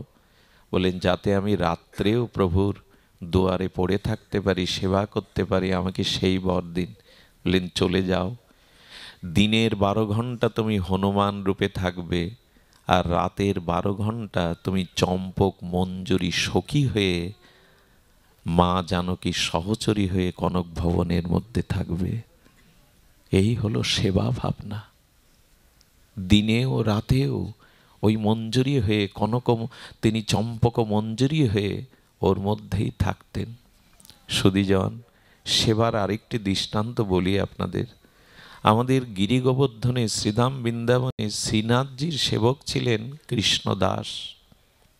বড় অদ্ভুত এই কথা। আমি সেবা নিয়ে বলছি, সেবা ছাড়া ভগবানকে আনন্দ দেওয়া যাবে না, সেবা ছাড়া ভক্তি হবে না। উনি কি করেছেন, কৃষ্ণদাস প্রতিদিন, খুব ধ্যান দিন, কৃষ্ণদাস প্রতিদিন 8টা করে স্বর্ণমুদ্রা বাজার করতে যেতেন শ্রীনাথজির 56 ভোগ, দামি কাপড়, দামি ভোগরাগের জন্য। 8টা করে স্বর্ণমুদ্রা নিয়ে, 4টে করে স্বর্ণমুদ্রা নিয়ে তিনি দিল্লিতে যেতেন আর আগ্রায় যেতেন। বৃন্দাবন থেকে দিল্লি অনেক দূর, এখনো প্রাইভেটে গেলে 3 ঘন্টা লাগে। দিল্লি যেতেন বাজার করতে, আগ্রায় যেতেন বাজার করতে। যদি তাকে দিতে হয়, ভালোটা দিতে হয়। একটা কথা বলি, যেদিন গুরু সেবা, ভক্ত সেবা বাড়িতে হবে, ভগবানের সেবা, সেদিন বাজার করবার জন্য যাকে পাঠাবেন তাকেও ভক্তকে পাঠাবেন। কেন জানেন? নিবেদনটা শুধু ঠাকুর ঘরে থালা নিয়ে মন্ত্র ঘণ্টা নাড়লে নিবেদন হয় না। আমি দেখেছি প্রকৃত ভক্ত বাজার করতে গিয়ে কি বলে জানেন? ভাই, তোমার দোকানের সব থেকে ভালো ফলটা, ভালো সবজিটা হাসি মুখে দাও, আমার ঠাকুরের সেবায় লাগবে, ভক্ত সেবায় লাগবে। তুমি দাম জানাও, একটু হাসি মুখে প্রসন্ন, ওইটাই নিবেদন। আমরা গিয়ে যদি বলি এই আপেল 250 টাকা আর এই আপেল 150 টাকা, তো এর থেকেই বেশি দাও, নিবেদন হবে না। কাকে কি দিচ্ছেন আপনি? যেটুকু দিবেন, সামর্থ্য থাকলে তাকে উত্তমটাই দিবেন, মন প্রসন্ন করে খুলে দিবেন তাকে। কৃষ্ণদাস বাজার করতে গেছেন দিল্লিতে, দামি কাপড় কিনেছেন, 56 ভোগের ব্যঞ্জন কিনে গাড়িতে তুলে দিয়ে রাস্তা দিয়ে যেতে দেখে রাস্তার মধ্যে একটা দিল্লির বাজারে একটা নর্তকী নৃত্য করছে আর সঙ্গীত করছে। তার কণ্ঠস্বর এত মধুর, ওনার কানে এসে ওই মধুর কণ্ঠস্বর যখন অমৃত ঢেলেছে, উনি ওই ভিড়ের মধ্যে দাঁড়িয়ে গেছেন। আর সাধু দেখলে কিছু মানুষ উপহাস করে, কি গো বাবাজি, নর্তকীর নৃত্যে তুমি আবেশ এসে গেছে তোমার, বাহ! কৃষ্ণদাস বাবাজি নর্তকীর নৃত্য আর গান শুনছে। কে কার দিকে দৃষ্টি দেয়? কণ্ঠটা শুনে কেন দাঁড়ালেন জানেন? নর্তকীর নৃত্য দেখতে উনি গেছেন, গোবিন্দের বাজার করতে গেছেন, শ্রীনাথজির বাজার করতে গেছেন, কিন্তু কণ্ঠটা শুনে মনে হয়েছে আমার ভগবানকে যদি এই কণ্ঠের একটা সঙ্গীত শুনিয়ে আনন্দ দেওয়া যেত। একবার ভাবনা দেখুন সেবার, যদি এর কণ্ঠে শ্রীনাথজির একটি সঙ্গীত শোনানো যেত, না জানি আমার শ্রীনাথজি কত আনন্দ পেত। উনি দাঁড়িয়ে গেছেন, নৃত্য শেষে 2-4 টাকা দিয়ে যখন সব চলে গেছে, তখন গিয়ে বলছে, শোনো নর্তকী, আমার শেঠকে তুমি একটু সঙ্গীত আর নৃত্য দেখাবে। শেঠ মানে যারা ধনী। তখন বলছেন, কত দেবে? আপনার শেঠকে নৃত্য গীত শোনালে কত দেবে? বলেন, সারা জীবন যা নেচে গেয়ে পাবে না, আমার শেঠকে যদি একটু শোনাতে পারো সুর, তিনি যা দেবেন তা তোমার অনন্তকাল বসে খেলেও ফুরাবে না। নর্তকী মনে করলেন পেয়ে গেছি একজনকে, নিশ্চয়ই উনি কোনো ধনী, ওনার কাছে নৃত্য গীত করতে পারলে আমার আর অভাব থাকবে না। বলে, আমি রাজি আছি। একটা গাড়ি ডেকে তাকে পাঠিয়ে দিলেন, এই ঠিকানায় যাও, আমি আসছি। উনি শ্রীনাথজির বাজার করে এসে তাকে একটা ঘরে থাকতে দিলেন। বললেন, আজ থেকে তোমার এই অলংকার, তোমার এই পোশাক পরলে হবে না। তিনি শ্রীনাথজির প্রসাদী একটা শাড়ি দিলেন, অলংকার দিয়ে বললেন, তোমাকে তিলক নিতে হবে, আর যে সঙ্গীতটা শোনাবে ওটা তোমার নয়, আমি লিখে দিচ্ছি, আমি সুর করে দিচ্ছি, এই সঙ্গীতটাই শোনাবে। 3 দিন ব্রজেবাস, মহাজনের পদাবলী, আর ওই শ্রীনাথজির প্রসাদী কাপড়, বলুন তো তার পরিবর্তন হয় কি না? বলেন, কে এই শেঠ যার জন্য আমাকে প্রস্তুতি নিতে হচ্ছে? 3 দিন বাদে বললেন, আমি প্রস্তুত আছি, এবার চলুন আপনার শেঠের কাছে, আমি তাকে গান শোনাবো। বলো, এসো। নূপুর পায়ে দিয়ে তাকে গোপী বেশে সাজিয়ে, দেখুন সেবা কাকে বলে। বাজারের এক নর্তকীর কণ্ঠ মধুর শুনে মনে হয়েছে আমার প্রিয় পরমকে যদি আমি এর কণ্ঠে গান শোনাতে পারতাম। মন্দিরে দুয়ার খুলে দিয়ে বলছেন, আমার শেঠ শ্রীনাথজি। উনি বললেন, একে গান শোনাবো? বলে, খবরদার, একে বলবে না, ইনি আমার সাক্ষাৎ, একে যদি একবার আনন্দ দিতে পারো আর তোমার জীবনের পিছের ফিরেতে হবে না। শ্রীনাথজির মূর্তি আজও যারা বৃন্দাবনে যাবেন গোবর্ধনে, দেখলে আপনি চোখ ফেরাতে পারবেন না। শ্রীনাথজি প্রকট হয়েছিলেন নিজে নিজে, ওই মূর্তিকেও গড়নি, প্রেমময় বিগ্রহ। দেখে নর্তকী বলছে, সারা জীবন নৃত্য গীত করলাম, কত হাত পা বেঁকিয়ে নেচেছি বাজার ঘাটে, আজ তোমার সামনে তোমাকে গান শোনাবো, তোমাকে নৃত্য দেখাবো, তবে আমি প্রাণ উজাড় করে তোমাকে সঙ্গীত শোনাবো। আমার একটা সত্য আছে, দেখাও না একবার তোমার সেই রূপের ঝটা, একবার আমাকে দেখাও। এই রূপ যদি আর তোমার স্বরূপে যদি দেখতে পাই, ওই সঙ্গীত শোনাতে শোনাতে সাধু কৃপা তো, এই দেখুন বৈষ্ণবের কৃপা, কৃষ্ণদাসের মতো মহাত্মার কৃপা পেয়েছে।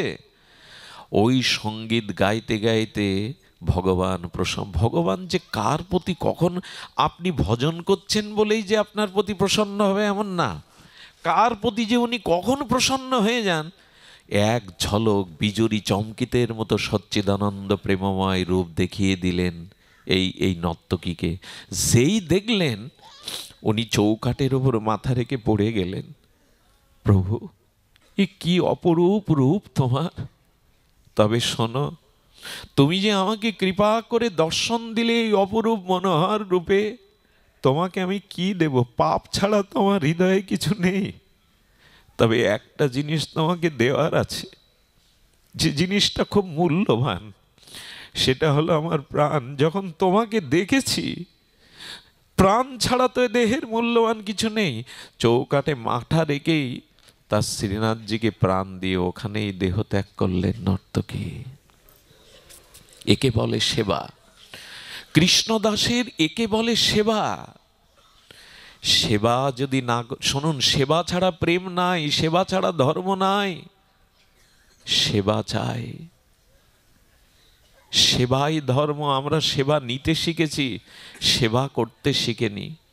সুধীজন, সাধুগুরু বৈষ্ণবের সেবা, এই সেবার মধ্যে দিয়েই ভগবান প্রসন্ন হবেন, এই সেবার মধ্যে দিয়েই ভগবানের কৃপা লাভ করতে।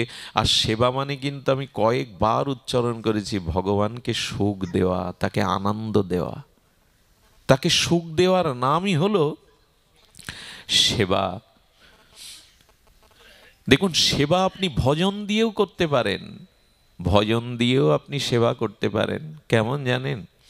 অন্ধ বৃন্দাবনে জন্মেছিলেন আমাদের সুরদাস।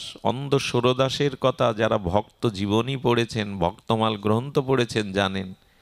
এই সুরদাস অন্ধ ছিলেন, যমুনার তীরে বসে পদ রচনা করে তিনি গোবিন্দকে শোনাতেন, ভগবানকে শোনাতেন। জন্মন্ধ কিন্তু ভেতরের দৃষ্টিতে ভগবানকে শোনাতেন। ঘটনা কি ঘটল জানেন? বৃন্দাবনে এসেছিলেন বল্লভাচার্যচারী মহাপ্রভু। ওনার কণ্ঠের সঙ্গীত শুনে মনে হলো, বাহ, এমন করে কেউ গাইতে পারে, জন্মন্ধ ব্যক্তি, একে নিয়ে ভগবানের সঙ্গীতে দেওয়া দরকার। আর সুরদাসকে নিয়ে বললেন, এই মন্দিরে বসে বসে তুমি শ্রীনাথজিকে গান শোনাবে। কিভাবে শোনাতেন জানেন? যেসব ভোগরাগ দিতেন উনি তো দেখতে পেতেন না, কিন্তু ভোগরাগ বর্ণনা করে কীর্তন করতেন, আরতি কীর্তন। বলতেন পারে ইনি চোখে দেখে না, অথচ ভোগগুলো কি ভোগ দেওয়া হয়েছে বর্ণনা করেন, ঠাকুরের কি পোশাক পরানো হয়েছে বর্ণনা করেন। তবে কি সত্যিই দেখতে পান? একদিন পরীক্ষার জন্য পূজারি করেছে কি গোবিন্দের অঙ্গে কোনো বসন দেয়নি, দেখি আজ কি গাই ভজনে। উনি তখন গাইছেন, আহা তুমি তো সবই সুন্দর, তোমার বসনহীন তুমি এত সুন্দর, এই পদ রচনা করে গাইছে।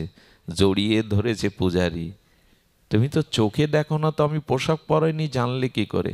কি উত্তর দিয়েছিল জানেন? আমি চোখে দেখি না, কিন্তু তিনি তো দেখেন আমি তার কাছে আছি, তিনি অন্তরে। এই কথাটা সাধারণ কথা না। অন্ধকে প্রশ্ন করবেন, তো তুমি মন্দিরে এসে কেন চোখে দেখতে পাও না, জন্মান্ধ? ও বললেন, আমি না দেখতে পেলেও তিনি তো আমাকে দেখেন, ওইটুকুই, তিনি তো আমাকে দেখছেন, ওইটুকুই। সুধীবৃন্দ, তো এই অন্ধ সুরদাস ভজন করতেন। বৃন্দাবনের একবার ভজনে নিয়ে গেছেন এক গৃহে। ভজন করার পরে ওই যে গানের শেষে বীণাটা যেমন পড়ে থাকে আর বীণার খোঁজ নেয় না, ভজন করার পরে সব প্রসাদ বিতরণে নেমে গেছে, ওনার দিকে কারো লক্ষ্য নেই। উনি অন্ধ তো, যষ্টিটা ধরে এগিয়ে যাচ্ছেন লাঠিটা ধরে, আর ভজন করতে করতে চলেছেন। শ্রীনাথজির ভজন করতে করতে চলেছেন, সামনে একটা বড় কুয়ো, অনেক পুরনো কুয়া, ওখানে হিংস্র কত সাপ পোকামাকা আছে, পড়তে যাবে, গোবিন্দ বালক বেশে এসে লাঠি ধরেছে। আরে সুরদাস, সামনে একটু বড় কুয়ো দেখতে পাচ্ছ না? ও তুমি তো দেখো না। বলেন কে তুমি? যে কৃষ্ণ যদি বলে আমি কৃষ্ণ, ধরা পড়ে যাবে তো। তখন বলছে আমাকে আর কি বলবে, আমি তো এখানে রাখাল রূপে এসছি, গোকুলে বাড়ি, আমাকে রাখাল বলতে পারো। কণ্ঠ শুনে মনে হচ্ছে যার জন্য ব্রজে পড়ে রয়েছি এ কণ্ঠ তার ছাড়া হতে পারে না, কি এক দিব্য গন্ধ আসছে। উনি বলছে এক কাজ করো, আমি তো পড়ে যাচ্ছিলাম, তুমি আমাকে বাঁচালে, আমার লাঠিটা ধরে আমার কুঠিরে পৌঁছে দেবে। লাঠির ওপাশে গোবিন্দ বালক বেশে আর এই পাশে সুরদাস, লাঠিটা সোজা করে ধরেছে, টেনে টেনে নিয়ে যাচ্ছে। ভাবছেন এত কাছে পেয়ে তাকে হারাবো, একটু যদি বুকে জড়িয়ে ধরতে পারতাম। তখন উনি বুদ্ধি করে বলছেন কি, আমার মনে হচ্ছে আকাশে মেঘ করেছে, বৃষ্টি নামবে, আমি তো অন্ধ, আমাকে একটু তাড়াতাড়ি হাত ধরে নিয়ে যাও তো, তুমি লাঠির ওপারে আমি এপারে, হাতটা ধরে নিয়ে যাও তো। যেই হাত ধরতে গেছে লাঠি ছেড়ে দিয়ে দূরে দাঁড়িয়ে হাসছে খিলখিল করে, আর বললেন তুমি হেরে গেলে আজ। গোবিন্দ বলছেন সুরদাস, তুমি হেরে গেলে আমার কাছে, ধরতে চেয়েছিলে, বুকে জড়াতে চেয়েছিলে, কিন্তু পারলে না তো।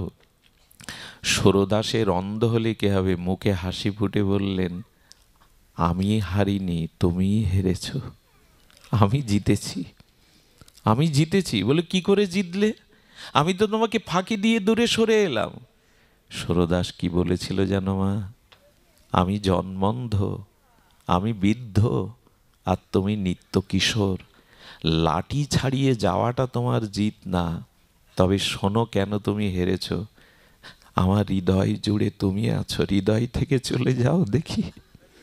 লাঠি ছেড়ে দিয়ে চলে যেতে পারো, আমার হৃদয় মন্দির থেকে তুমি এক পাও যেতে পারবে না। যেদিন হৃদয় থেকে চলে যেতে পারবে ওই দিন বুঝবো আমি হেরে গেছি গোবিন্দ। তুমি জিতেছ নয়, তুমি হেরেছ। ভগবানের চোখে জল এসে গেছে। বলে কি সুরদাস, গোবিন্দের চোখে জল এসে গেছে, তুমি হেরেছ। দেখুন এই হলো ভক্তি। প্রভু তোমার হাত ধরলে তুমি হাত ছাড়াতে পারো, আমার হৃদয় থেকে যাবে এ ক্ষমতা তোমার নাই। আমরা রেখেছি তো তাকে হৃদয়ে। আমাদের হৃদয়ে মান সম্মান ভোগ লালসা কামনা এগুলি ভরা, তো আমরা শান্তি কোথায় পাবো? হৃদয়ে অন্য কারো জায়গা দিবেন না, সে ব্যথা দেবে, সে টিকে থাকবে না। হৃদয়ে একমাত্র ভগবানের চরণকেই জায়গা দিন, তাকে জায়গা দিন। এই হৃদয়েই তাকে বসাতে হয়, শুধু ঠাকুরের আসনে বসালে হয় না, হৃদয়ের ধনকে, হৃদয়ের দেবতাকে হৃদয়ে বসাতে হয়। এ আমার আবেগ নয়। সুরদাসের এই কথা ভক্ত সমাজে এক বড় দৃষ্টান্ত। প্রভু আমি অন্ধ, আমার লাঠি ছাড়াতে পারো, কিন্তু আমার হৃদয় থেকে চলে যাও দেখি তোমার কি ক্ষমতা। গোবিন্দ মাথা নত করলেন, চোখে জল এলো, জগৎকে বলছেন এই দেখো আমার ভক্তের স্বভাব দেখো, আমাকে হৃদয় থেকে সে চুল পরিমাণে ছাড়বে না। গোবিন্দের চোখে জল দেখে নিকুঞ্জ মন্দিরে রাধারানী বললেন শ্যাম সুন্দর, নিশ্চয়ই কোনো ভক্তের জন্য তোমার চোখে জল, বলো কোন ভক্তের আনন্দে তোমার চোখে, ভক্তিতে তোমার চোখে জল এসছে। গোবিন্দ বলছেন অন্ধ সুরদাস আজ এমন কথা বলেছে, ঠাকুরানী প্রেমময়ী, আমার হৃদয় বড় আনন্দ হয়ে গেছে। রাধারানী তখন বলছেন এমন সুরদাসের মতো ভক্তকে আমাকে দেখাবে না? আরে তুমি ওই ভক্তের সাথে লীলা করো, তার ভজন শোনো, আমাকে তো কখনো নাওনি। রাধারানীকে বলছেন শ্যামসুন্দর তোমাকে কেন নেইনি জানো, তুমি যাকে তাকে কৃপা করে করো, কৃপা দিয়ে দাও, তুমি যাকে তাকে যখন তখন কৃপা করো, করুণাময়ী, এই জন্য তোমাকে সব জায়গায় নেওয়া যায় না। রাধারানীর কৃপাটা গোবিন্দের থেকে কোটি গুণ বেশি। কেমন জানেন, বাবা কাছানো পরিষ্কার জামা পরে আর প্যান্ট পরে অফিসে যাচ্ছে কি দোকানে যাচ্ছে, আর ছোট বাচ্চাটা নাল ভরা কাদামাটি মলমূত্র মাখা, এসে যদি বলে বাবা কোলে নাও, বাবা নেবে তো? ওই সময় নেবে? বলে এর মার কাছে যা, মার কাছে যা, এখন না এখন না, মার কাছে যা, বলে কি না? কিন্তু মা হয়তো খেতে বসেছে, খোকা গিয়ে বলছে বাবা কোলে নিল না, মা বাবা তাড়িয়ে দিল। মাও কি তাড়াবে? মা ওই ধুলা বালি, ওই ময়লা লালা মাখা সন্তানকে কোলে নিয়ে স্নেহের আঁচল দিয়ে মুছিয়ে দেয়। রাধারানী মায়ের মতো করুণাময়ী, গোবিন্দ পিতার মতো সবাইকে করুণা করেন না। গোবিন্দ যাকে তাকে কৃপা করেন না, কিন্তু রাধারানী যাকেই দেখেন করুণাময়ী তো, কৃপাময়ী তো, অপার করুণা তার। সুধীজন, রাধারানী বললেন এমন ভক্তকে তুমি দেখাবে না? আরে তুমি না যাও, আমি যাব সরদাসকে দেখতে। গোবিন্দ পেছনে, রাধারানী আগে আগে চলেছে। একটা কথা বলি, সরদার ভজন করছে কুটিয়ায় বসে, নিজে পদ রচনা করতেন। 1,00,000 পদের মধ্যে 50,000 পদ গোবিন্দ নিজেই লিখে দিয়েছিলেন। ইনি উদ্ধবজি, উদ্ধবই সরদাস হয়ে ব্রজে এসেছিলেন, সাধারণ নন। তো যখন ভজন করছেন প্রাণ ঢালা, গোবিন্দকে আনন্দ দেওয়া যায় গানে। যদি সুরের দ্বারা, ভক্তির দ্বারা, ভাবের দ্বারা, সঙ্গীতের দ্বারা ভগবানকে বড় বিবশ করা যায়। কবিগুরু রবীন্দ্রনাথ বলেছিলেন, যারে না পাওয়া যায় ধ্যানে, তারে যায় যে পাওয়া গানে। তবে সে গান গানের মতো হতে হবে। মীরা তো ভজনের দ্বারাই পেল গিরিধারীকে। সুধীজন, সুরদাসের সঙ্গীতের মহিমায় ভাবাবিশ্ব উচ্ছ্বাসে রাধারানী কুঠিয়ার সামনে এসেছে। কিন্তু রাধারানী সব লুকাতে পারলেও দুটো জিনিস লুকাতে পারে না। ওনার চরণের নূপুর ধ্বনি উনি লুকাতে পারেননি। ওই রাধারানীর চরণের নূপুর কিন্তু আমাদের মা বোনদের চরণের নূপুর না, ওই নূপুর রাধারানীর মতই কৃপাময়, শক্তিময়। ওই নূপুরের ধ্বনি শুনে আর শ্রীজির অঙ্গের গন্ধ, চরণের দিব্য চিন্ময় গন্ধ শুনে সরদার বললেন, যার জন্য ব্রজে পড়ে আছি তবে কি তিনি এলেন আজ? নূপুর ধ্বনি শুনে বুঝতে, ওই যে সেবক হতে গেলে তাকে দক্ষতা, আরে বোঝা যায়। আপনার প্রিয়জনের পায়ের শব্দ শুনে বোঝেন না যে উনি আসছেন? বোঝা যায় কি না? প্রিয়জনের পায়ের শব্দ শুনেও অঙ্গ গন্ধ দেখে বোঝা যায় চোখ বুজে উনি এসছেন। ভক্ত বুঝবে না রাধারানীকে? যেই চরণের নূপুর বেজেছে, মনে মনে প্রসন্ন হয়ে বললেন, তবে এতদিন পরে এলে?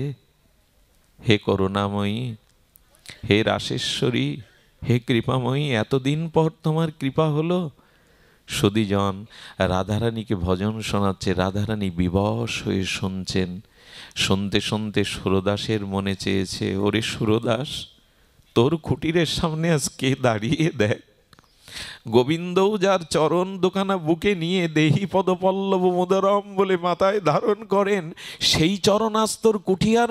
দেখুন, ভক্তি ভগবানকেই টেনে আনে, রাধারানীকেই টেনে এনেছে তার দুয়ারে। আচ্ছা, ফুলের মধ্যে মধু থাকলে, ফুলের সৌন্দর্য থাকলে ভ্রমরকে নিমন্ত্রণ করতে হয়? ফুল ভ্রমরের কাছে যায় না, ভ্রমরই তো ফুলের কাছে আছে। হৃদয়ে যদি নিষ্কপট শুদ্ধ ভক্তি থাকে না, সেই ভক্তির লোভে ভগবানই ছুটে আসে। ভগবানের কাছে ভক্তকে যেতে হয় না, ভক্তই ছুটে আসে, ভক্তের চরণেই ছুটে আসে ভগবান। আজ রাধারানী দুয়ারে দাঁড়িয়ে সরদার মনে করলেন, ওই চরণ একবার চাই, যে চরণ মস্তকে নিয়ে গোবিন্দ আরাধনা করেন। দেহি পদপল্লব মোদরম বলে মস্তকে ধরেন। সুরদাস গান গাইতে গাইতে ওইভাবে লুটিয়ে পড়েছে রাধারানীর চরণটা ধরবে বলে।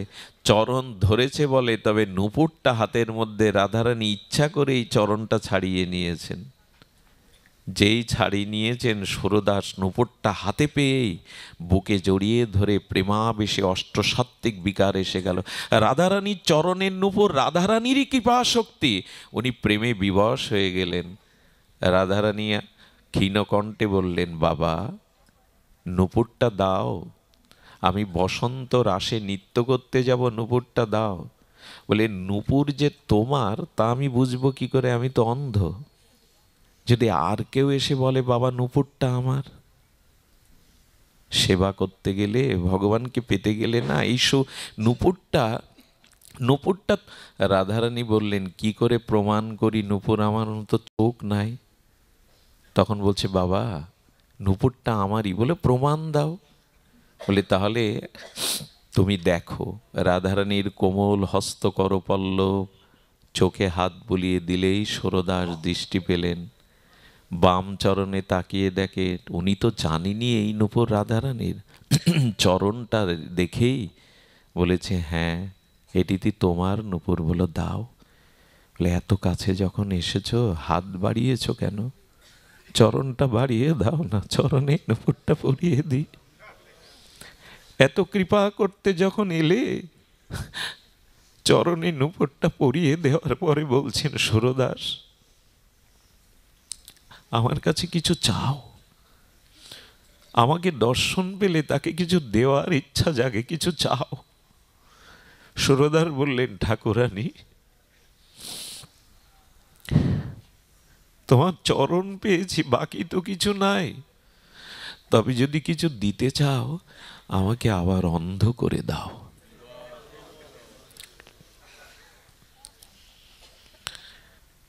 ভগবানের কাছে জগতের কিছু চাইবেন না। অর্থ, বিত্ত, মান, সম্মান এগুলো চিরদিন থাকে না। কত সম্রাট, কত রাজা ধূলিসাৎ হয়ে গেছে তাদের প্রাসাদ। যদি চাইতে হয় তার সেবা চাইবেন, তার চরণে ভক্তি চাইবেন। অন্য কিছু চাইলে ভুল হয়ে যাবে। ন ধনং ন জনং ন সুন্দরীং কবিতাং বা জগদীশ কাময়ে মম জন্মনি জন্মনীশ্বরের অহেতুকি ভক্তি তৈ। শ্রীকৃষ্ণ চৈতন্য মহাপ্রভু শিখিয়েছেন এই মন্ত্র। আমি ধন চাই না, আমি কবিত্ব, প্রতিভা, মান চাই না, সুন্দরী রমণী চাই না। তোমার চরণে যেন আমার অহেতুকি সেবা ভাব হয়, ভক্তি হয়। অহেতুকি, কোনো হেতু যেন না থাকে। রাধারানী বললেন, সুরদাস এই নয়ন ফিরে পেলে আর আমাদের দেখলে এখন অন্ধ হতে চাইছো কেন? কেন জানো? শুনুন, কথাটি মন দিয়ে শুনুন। কেন চাইছি জানো? আমি জীবনে অন্য রূপ দেখিনি, আজ এই যুগল দেখলাম জীবনের প্রথম দৃষ্টিতে। অন্ধ কেন হতে চাইছি জানো? আর কোনো রূপ যেন এ নয়নে জগতে আমি না দেখি। এই রূপ হৃদয়ে নয়নের মধ্যে যেন আমি বাঁধিয়ে রাখি। ওর অন্য কোনো রূপ যেন আমার নয়নে আর না আসে। এই হলো সেবা। অন্য রূপ যেন আমার নয়ন মনে না ধরে। তোমারই রূপ যেন চিত্তে প্রকাশ হয়। এই হলো সুরদাসের সেবা ভাবনা। এটাই চিত্তকে স্বভাব করতে পারে। আমাদের কুকর্ম অধর্মকে একমাত্র বিতাড়িত করে চিত্তে প্রেম ভক্তি জাগাতে পারে এই সেবা ভাব। কি করে? তিনি সংসারের জন্য যারা করছেন দিনরাত, এ সংসার আপনাকে সারাৎসার কিছু দেবে না। যাদের জন্য মাথার ঘাম পায়ে ফেলে দিনরাত করতে হয়, সংসার করেছি যখন তাদের ভাবনা ভাবতে হয়। কিন্তু এই যাদের জন্য যা করছেন, গোবিন্দ বলছে কি এক কাজ করো, পিতা মাতা স্ত্রী সন্তানকে যেরূপ ভালোবাসো ওদের মতো করে আমাকেও একটু ভালোবাসো না। আমাকে ওদের থেকে বেশি ভালোবাসতে হবে না। ওদের প্রতি তোমার যে দায়িত্ব ভালোবাসা, ওরকম করে আমাকেও ওদের মতো করে নাও না। শুধু ঠাকুর ঘরে ছবিতে বাঁধিয়ে রেখো না, আমাকে সিংহাসনে বসিয়ে রেখো না। তোমাদের ঘরের একজনের মতো করে আমাকে ওই ভালোবাসাটাই চাইছেন উনি। পুত্র রূপে, বন্ধু রূপে, প্রিয় রূপে ওই ভালোবাসাটাই চাইছেন। যে আমাকে প্রিয় মনে করে, একান্ত নিজ মনে করে আমাকে ভালোবাসো। যদি সখা রূপে, বন্ধু রূপে, যদি পুত্র রূপে, বা প্রিয়া যেমন প্রিয়কে ভালোবাসে, প্রিয় যেমন প্রিয়াকে ভালোবাসে, তেমনি আমাকে ওদের মতো স্থানে বসিয়ে আমাকে ভালোবাসো। বলছিলাম সেবা। আমাদের উত্তরপ্রদেশে নয়, দক্ষিণ ভারতে কর্ণাটকে একবার এক সরল বাবাজি গিয়ে বললেন, বাবা আমাকে দীক্ষা দিবেন? বলে হ্যাঁ দিতে পারি, কিন্তু ভজন করবে তো, দীক্ষা নিয়ে বীজ রেখে দিলে হবে না। বীজকে মাটিতে বিশুদ্ধ জল, বিশুদ্ধ বাতাস দিয়ে মাটিতে বপন করতে হবে, নাহলে বীজ অঙ্কুর হয় না। অনেকেই দীক্ষা নিয়ে তা এক বেলাও পর্যন্ত এক আহ্নিকও করে না, তো সেই বীজ কি হবে? আপনার প্রেম ভক্তি হবে? বীজ তো মাটিতে বপন করে বিশুদ্ধ জল বাতাস লাগাতে হবে, নাহলে অঙ্কুর হবে? দীক্ষা নিয়ে হরিনাম নিয়ে রেখে দিয়েছি, মালার ঝোলা রেখে দিয়েছি, তো হবে না। বীজকে মাটিতে বপন করে বিশুদ্ধ জল বাতাস দিতে হবে, তবে তো অঙ্কুর হবে। উনি গিয়ে বললেন আমাকে দীক্ষা দিন। দীক্ষা দেওয়ার পরে বললেন ভগবত কৃপা কি করে লাভ হয় বলুন। খুব মন দিয়ে শুনুন কথাটি। বলছেন দীক্ষার পরে ভগবানের যে কোনো একটা সেবা অঙ্গ নিত্য আপনাকে পালন করতে হবে, নাহলে দীক্ষা ফলবতী হবে না। যে কোনো একটা অঙ্গ আপনাকে নিত্য সেবা করতে হবে। বললেন প্রভু আমার কি সেবা? বলে মালা গাঁথতে পারবে? সিঙ্গার আরতি ভোরের আগে মালি ফুলগুলো তুলে রেখে দেয়, ওইটা প্রতিদিন সিঙ্গার আরতির আগে একটা মালা করে ঠাকুরের গলে দিতে হবে, এইটা তোমার নিত্য সেবা। বললেন পারবো। ভোরে স্নান করেন, তিলক নিয়ে মালা গাঁথেন, আর বললেন শোনো এই সেবা করার সময় কারোর সাথে কথা বলবে না, কারো দিকে চাইবে না, কেউ ডাকলে তার ডাক তখন শুনবে না সেবা সম্পূর্ণ না হলে, এটাই সেবার নিয়ম। ঠাকুর ঘরে যখন ভগবানকে সেবা দেবেন অন্যের সাথে গল্প কথা এগুলো বলবেন না, একান্তভাবে আত্মনিবেদনপূর্বক সেবা করবেন, তবেই সে সেবা তিনি গ্রহণ করবে। সুধীজন উনি মালা গাঁথেন, গুরুদেব বলে দিয়েছেন মালা গাঁথতে গাঁথতে না সুস পুড়তে পুড়তে হাতটা ফুলে গেছে, ঘা হয়ে গেছে, তবু গাঁথেন। গুরুদেব বলে দিয়েছেন একটি সেবা নিত্য করতে হবে। ভগবান প্রসন্ন হয়ে একদিন পূজারীকে বলছেন ও মালা গাচ্ছে ভোরবেলা, ওকে ডেকে দাও। বলো ঠাকুর ডাকছে। যেই গিয়ে বলেছে ও কথা কানে দেয়নি। গুরুদেব বলে দিয়েছে সেবা সম্পন্ন না হলে কারোর সাথে কথা বলবে না। ওইভাবে মালা গাচ্ছে, দুবার এসে বলছে স্বয়ং ঠাকুর তোমাকে ডেকেছে, শোনেনি কথা। মালা গাঁথার পরে প্রণাম করে গুরুদেবকে বলছেন গুরুদেব ঠাকুর নাকি এই অভাগাকে ডেকেছে, আমি যাইনি মালা গাঁথা শেষ না হলে। গুরুদেব মনে মনে প্রসন্ন হয়ে বললেন এবার যাও। যেই গেছে ঠাকুরের কি রাগ, বেরিয়ে যাও, আমার দৃষ্টির সামনেকে বেরিয়ে যাও, তোমার আমি ডেকেছি, তোমার তার থেকে মালা গাঁথা বড় হয়ে গেল। হাত জোর করে বললেন ঠাকুর কেন পরীক্ষা নিচ্ছ? আমি কার কথা শুনবো, গুরুদেবের কথা না তোমার কথা? তুমি তো গুরুদেবের স্বরূপ, গুরুবাক্য লঙ্ঘন করতে নাই, আমাকে কেন পরীক্ষা নিচ্ছ? আমি কার কথা শুনবো? যেই বলেছে গুরুবাক্য আমি লঙ্ঘন করতে পারবো না, গোবিন্দ প্রকট হয়ে বললেন আমি তোমাকে পরীক্ষা নিচ্ছিলাম, তোমার সেবা নিষ্ঠা, তোমার গুরু নিষ্ঠা। বুকে জড়িয়ে ধরলেন। আমি তোমার সেবার পরীক্ষা নিচ্ছিলাম যে তোমার সেবাই কত নিষ্ঠা। আপনাদের মনে পড়ে মা যশোদা গোপালকে দুধ খাওয়াচ্ছিলেন দামোদর লীলাতে। সেই প্রভাতে গোবিন্দ ক্ষুধার্ত হয়ে মা যশোদার অমৃত স্তনপান করছে, আর যশোদার অনতি দূরে একটা কড়াইতে দুগ্ধ বর্তন করছিলেন, দুগ্ধ জাল দিচ্ছিলেন। দুগ্ধটা ছাপিয়ে পড়ে যাচ্ছে, এই দেখে যশোদা কড়া নামাতে গিয়ে গোপালকে জোর করে কোল থেকে নামিয়ে দিল। আচ্ছা যার নবলক্ষ ধেনু, ওই কড়াইয়ের দুধ একটু অর্ধেক পড়ে গেলে কি ক্ষতি? গোপাল তোমার বুকের স্তনপান করছে মা, এর থেকে তোমার কড়াইয়ের দুধ বড় হয়ে গেল। এ বিচার আমাদের। যশোদার বিচার কি জানেন? সেবা করেছি বলে তো আজ কোলে তাকে পেয়েছি, সেবা না করলে তো তাকে পেতাম না। সেবাতেই তো ভগবান আর শিশু হয়ে আমার কোলে এসছে। যাকে ধরা যায় না আপ্তকাম পুণ্যকাম, যার ক্ষুধা তৃষ্ণা নেই, সে ক্ষুধায় কাতর হয়ে আমার স্তনপান করছে। ব্রহ্মা বললেন কি ভাগ্য করেছ মা তুমি, হ্যাঁ স্বয়ং ভগবান যার ক্ষুধা নেই তৃষ্ণা নেই সে তোমার কোলে শিশু হয়ে ক্ষুধায় কাতর হয়ে দুগ্ধ পান করছে, ধন্য তোমার প্রেম। সুধীবৃন্দ যশোদা বলছে কড়া কেন লাভাতে গেছি যেন? ওই কড়ার দুধগুলো আমার গোপালের সেবার জন্য। আমার মনে হয় কি জানো, ভগবানকে দিয়ে ভগবান পাওয়া যায় না, সেবা দিয়েই তাকে পাওয়া যায়। এই জন্য ভগবানের থেকে সেবা বড়। সেবার জন্যই তো তিনি আমার কোলে এসেছেন, তাই তার সেবার বস্তু তার থেকে বড়। এই কথাটি যেন আমরা অন্তরে নিয়ে যাই। সেবা না করলে আসলে ভালোবাসার লক্ষণ কি মা? এই জগতে কেউ যদি কাউকে অন্তর দিয়ে ভালোবাসে, তার লক্ষণ দুটো। এই দুটো লক্ষণ যদি যদি না থাকে, জানবেন ভালোবাসা মৌখিক, লোক দেখানো, ওখানে প্রকৃত ভালোবাসা নেই। ভালোবাসার লক্ষণ দুটি, কথার দিকে ধ্যান দিন। দুটি হলো, এক হলো তার কথা তার খুব মনে পড়বে, সব সময় মনের ভিতরে তার কথা জাগবে।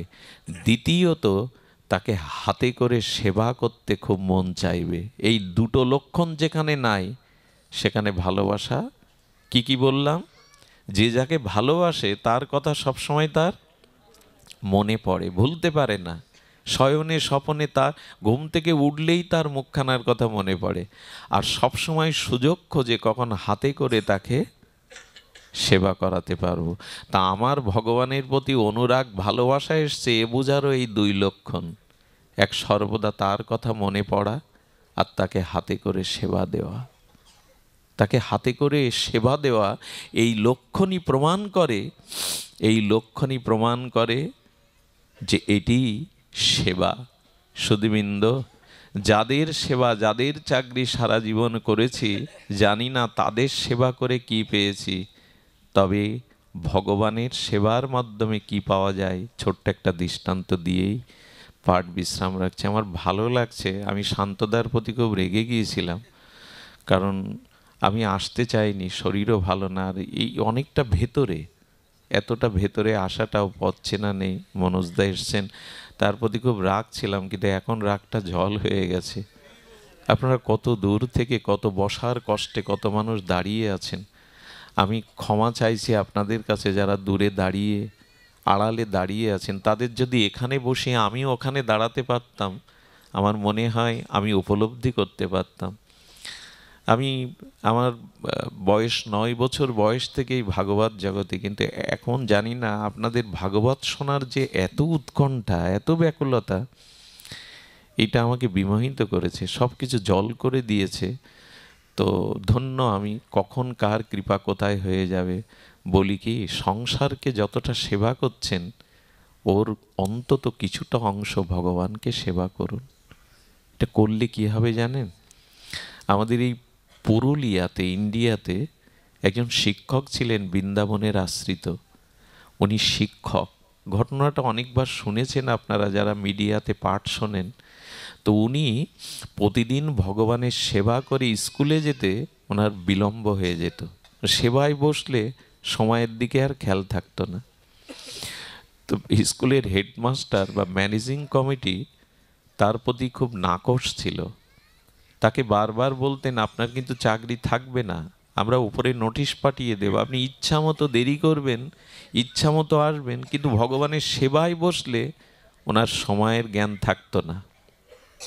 আচ্ছা, লোভী ব্যক্তির সামনে ভালো খাদ্য দিলে কি হয়? খাদ্য রসিক লোভী, নিয়ন্ত্রণ থাকে কতটা খাবে। তো ভগবানের সেবা করতে করতে এত লোভ তার, কখন যে সময় পেরিয়ে যেত। কিন্তু ম্যানেজিং কমিটি ডেকে বলল, শুনুন, আগামীকাল স্কুল ভিজিটের জন্য ওপর থেকে টিওনো মহোদয় অন্যান্যরা আসবেন, আর আপনি হিসাব রক্ষক, হিসাব নিকাশ আপনাকেই দিতে হবে। কাল যদি সময় মতো না আসেন, আমরাই বলছি চাকরি থাকবে না, আপনি ছেড়ে দিতে হবে। অনুরোধ আপনার কাছে, দয়া করে স্কুলের সম্মান বাঁচাতে, আমাদের সম্মানের জন্য আপনি কাল আসবেন। সকালে একবার মনে করেছে যে আজ তাড়াতাড়ি একটু সেবা দিয়ে চলে যাব, কিন্তু সেদিন তার ভেতরের ভাব ভক্তি যেন উচ্ছ্বসিত হয়ে উঠেছে। ঠাকুরের চরণে তুলসী দিয়ে বললেন, মাধব, সারা জীবন সংসারের সেবা দায়িত্ব করে গেলাম, তোমার সেবা করব বলে এসেছিলাম, এই হাতকে কথা দিয়েছিলাম প্রভু তোমার নামে দুবাহু তুলব, সাধু বৈষ্ণবের সেবা করব। এই চোখকে কথা দিয়েছিলাম, এই চোখকে কথা দিয়েছিলাম যে তোমার তোমার ভক্তকে, তোমার ভগবানকে দেখব। একটু ধ্যান দিন। এই কর্ণকে কথা দিয়ে এসেছিলাম, তুমি কর্ণ দিয়েছ, কর্ণপুটে কর্ণ ছিদ্রে তোমার গুণমহিমা গুণকীর্তন শুধুই শুনব। এই জিহ্বাকে বলেছিলাম, তুমি কত কথাই বলো, যেন রাধা মাধব বলো, ভগবানের নাম বলবে, আর এই জিহ্বাই গোবিন্দের প্রসাদ নেবে। আমার পাকে বলেছিলাম, পা তুমি যেখানে হরিকথা, যেখানে ভগবানের ধাম, সেখানে ছুটে যাবে। এই বক্ষকে বলেছিলাম তুমি ভক্তকে বুকে জড়িয়ে ধরবে, ভক্তের চরণধূলি মস্তকে মাখবে। মাথাকে বলেছিলাম সবার মধ্যে ভগবান আছেন এই ভেবে মাথা নত করতে, দিন বা দীনতা হতে। কোনো কথাই তো রাখলাম না। এইভাবে ভাবে সেবা করতে করতে স্কুলে 8টা যাওয়ার কথায় 10টা বেজে গেছে। চোখের জলে স্ত্রীকে বললেন, আজ তোমাকেও মেনে নিতে হবে, উপায় নেই, আমার চাকরি থাকবে না, তবে রিজাইনটা দিয়ে আসি। খুব খুব মনে মনে কিন্তু দুঃখ নেই, তার সেবাতেই ভক্তি এসে গেছে, চোখে জল এসে গেছে। স্কুলে যেই প্রবেশ করেছেন বেলা 11টার দিকে, যেতে ঘণ্টাখানি লাগতো, ম্যানেজিং কমিটির লোকজন এসে জড়িয়ে ধরেছে, প্রধান শিক্ষক এসে জড়িয়ে ধরেছে, সুশীলবাবু আপনার ভিতরে এত জ্ঞান, এত প্রতিভা, আজ আমাদের সম্মান বাঁচিয়ে নেন আপনি। আজ এই স্কুলের জন্য যে বরাদ্দ পাওয়া গেছে সেটাও আপনার জন্য। উনি মনে করছেন আমাকে পেয়ে ওরা উপহাস করছে, আসতে তো পারিনি, কেন ঠাট্টা করছেন? আমি এ চাকরি, আমি জানি আমার যোগ্যতা নেই, আমি রিজাইন দিতেই এসছি। বলে না, আজ ঠাট্টা করছি না আপনার সাথে, আপনিই তো 8টায় এলেন, ওদের সাথে কথা বলে খুশি করলেন, কি সুন্দর করে হিসাব দিলেন। বললেন আপনি ভুল বলছেন, এখনো ঠাট্টা করছেন। বলে ঠাট্টা করলে আপনি আপনার হাজিরা খাতায় সইটা দেখুন। কি বলবো আপনাদের, খাতা বের করে দেখে ওখানে ওনার নাম হাজিরায় সই করা। সইটাকে চুম্বন করে বুকে জড়িয়ে ধরে বললেন, সারা জীবন যাদের ডিউটি করলাম তারা আমার ডিউটি কেউ করে না, আমি তোমার সেবা করছি বলে তুমি আমার রূপে এসে, আরে লক্ষ্মী দেবী তোমার চরণ সেবা করে, যমও তোমার আজ্ঞার জন্য দূরে দাঁড়িয়ে থাকে, আর তুমি আমার হয়ে এদেরকে সারছাড় করেছো, আমার দায়িত্ব পালন করেছো এসে। সইটাকে বুকে জড়িয়ে দিয়ে বললেন, হেডমাস্টার মশাইকে, মাস্টারমশাই আজ বুঝে গেছি কার ডিউটি, কার চাকরি করা জগতে উচিত। ছেড়ে দিলেই বৃন্দাবনের পথে চলে গিয়েছিলেন। অনেকের চাকরি করেছি, অনেকের দাসত্ব করেছি, সংসারে অনেক করেছি, কিন্তু কেউ আমার দায়িত্ব নেয়নি। আরও একটা কথা বলি, আজকে যদি তাকে সেবা করেন, তার দায়িত্ব নেন, তার ভজন করেন, মৃত্যুর পরে কিন্তু শ্মশানের ওপারে কেউ এগিয়ে দেবে না, কিন্তু ভগবান বলবেন কেউ না থাকলেও আমি আছি এপারে, আমি হাত বাড়িয়ে তোকে বুকে নেব, আমার আলয়ে নেব, আমি দীনবন্ধু হয়ে আমি দাঁড়িয়ে থাকবো তোর জন্য। এই জন্য ভগবানের আর এক নাম দীনবন্ধু। কেউ যেদিন থাকবে না আমার সাথে, ওই চিতায় পুড়িয়ে যেদিন সবাই মুখ ফিরিয়ে নেবে, সেদিন ওপারে বলবে না, আয়, আমি ঘরের মানুষ, ঘরের ছেলে, আয় ঘরে আয়, আমি তোর জন্য দাঁড়িয়ে আছি। তাই আসুন, আমাদের এই অধর্মে ভরা, আমাদের বাসনা প্রবৃত্তিতে, এই কবিত্বের হৃদয়ে আমরা ভগবানকে বসাই, আমরা একটু ভগবানের সেবা, তার একটু সুখ দেওয়ার চেষ্টা করি, এটাই ভক্তি। ভগবানকে আনন্দ বা সুখ দেওয়ার নামই প্রেম, তারই নামই ভক্তি। তবে হ্যাঁ, যেন কপটতা না আসে, লোক দেখানো না আসে।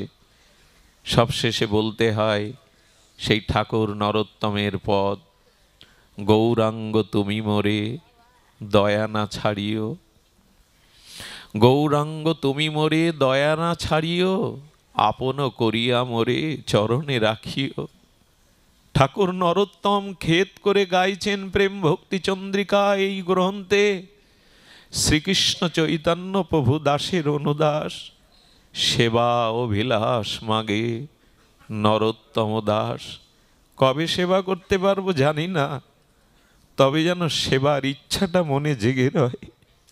কোন জন্মে তোমার সেবা করতে পারবো জানি না, তবে এই জন্মেই যেন অভিলাষটা জাগে, যেন তোমার সেবা করতে পারি।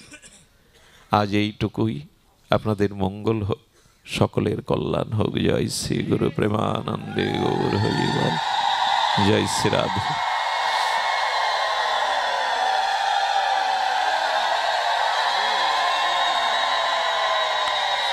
আগামী 16ই অগ্রহায়ণ 3রা ডিসেম্বর রোজ বুধবার ভ্যান্নাবাড়ি বাড়ি ভবনে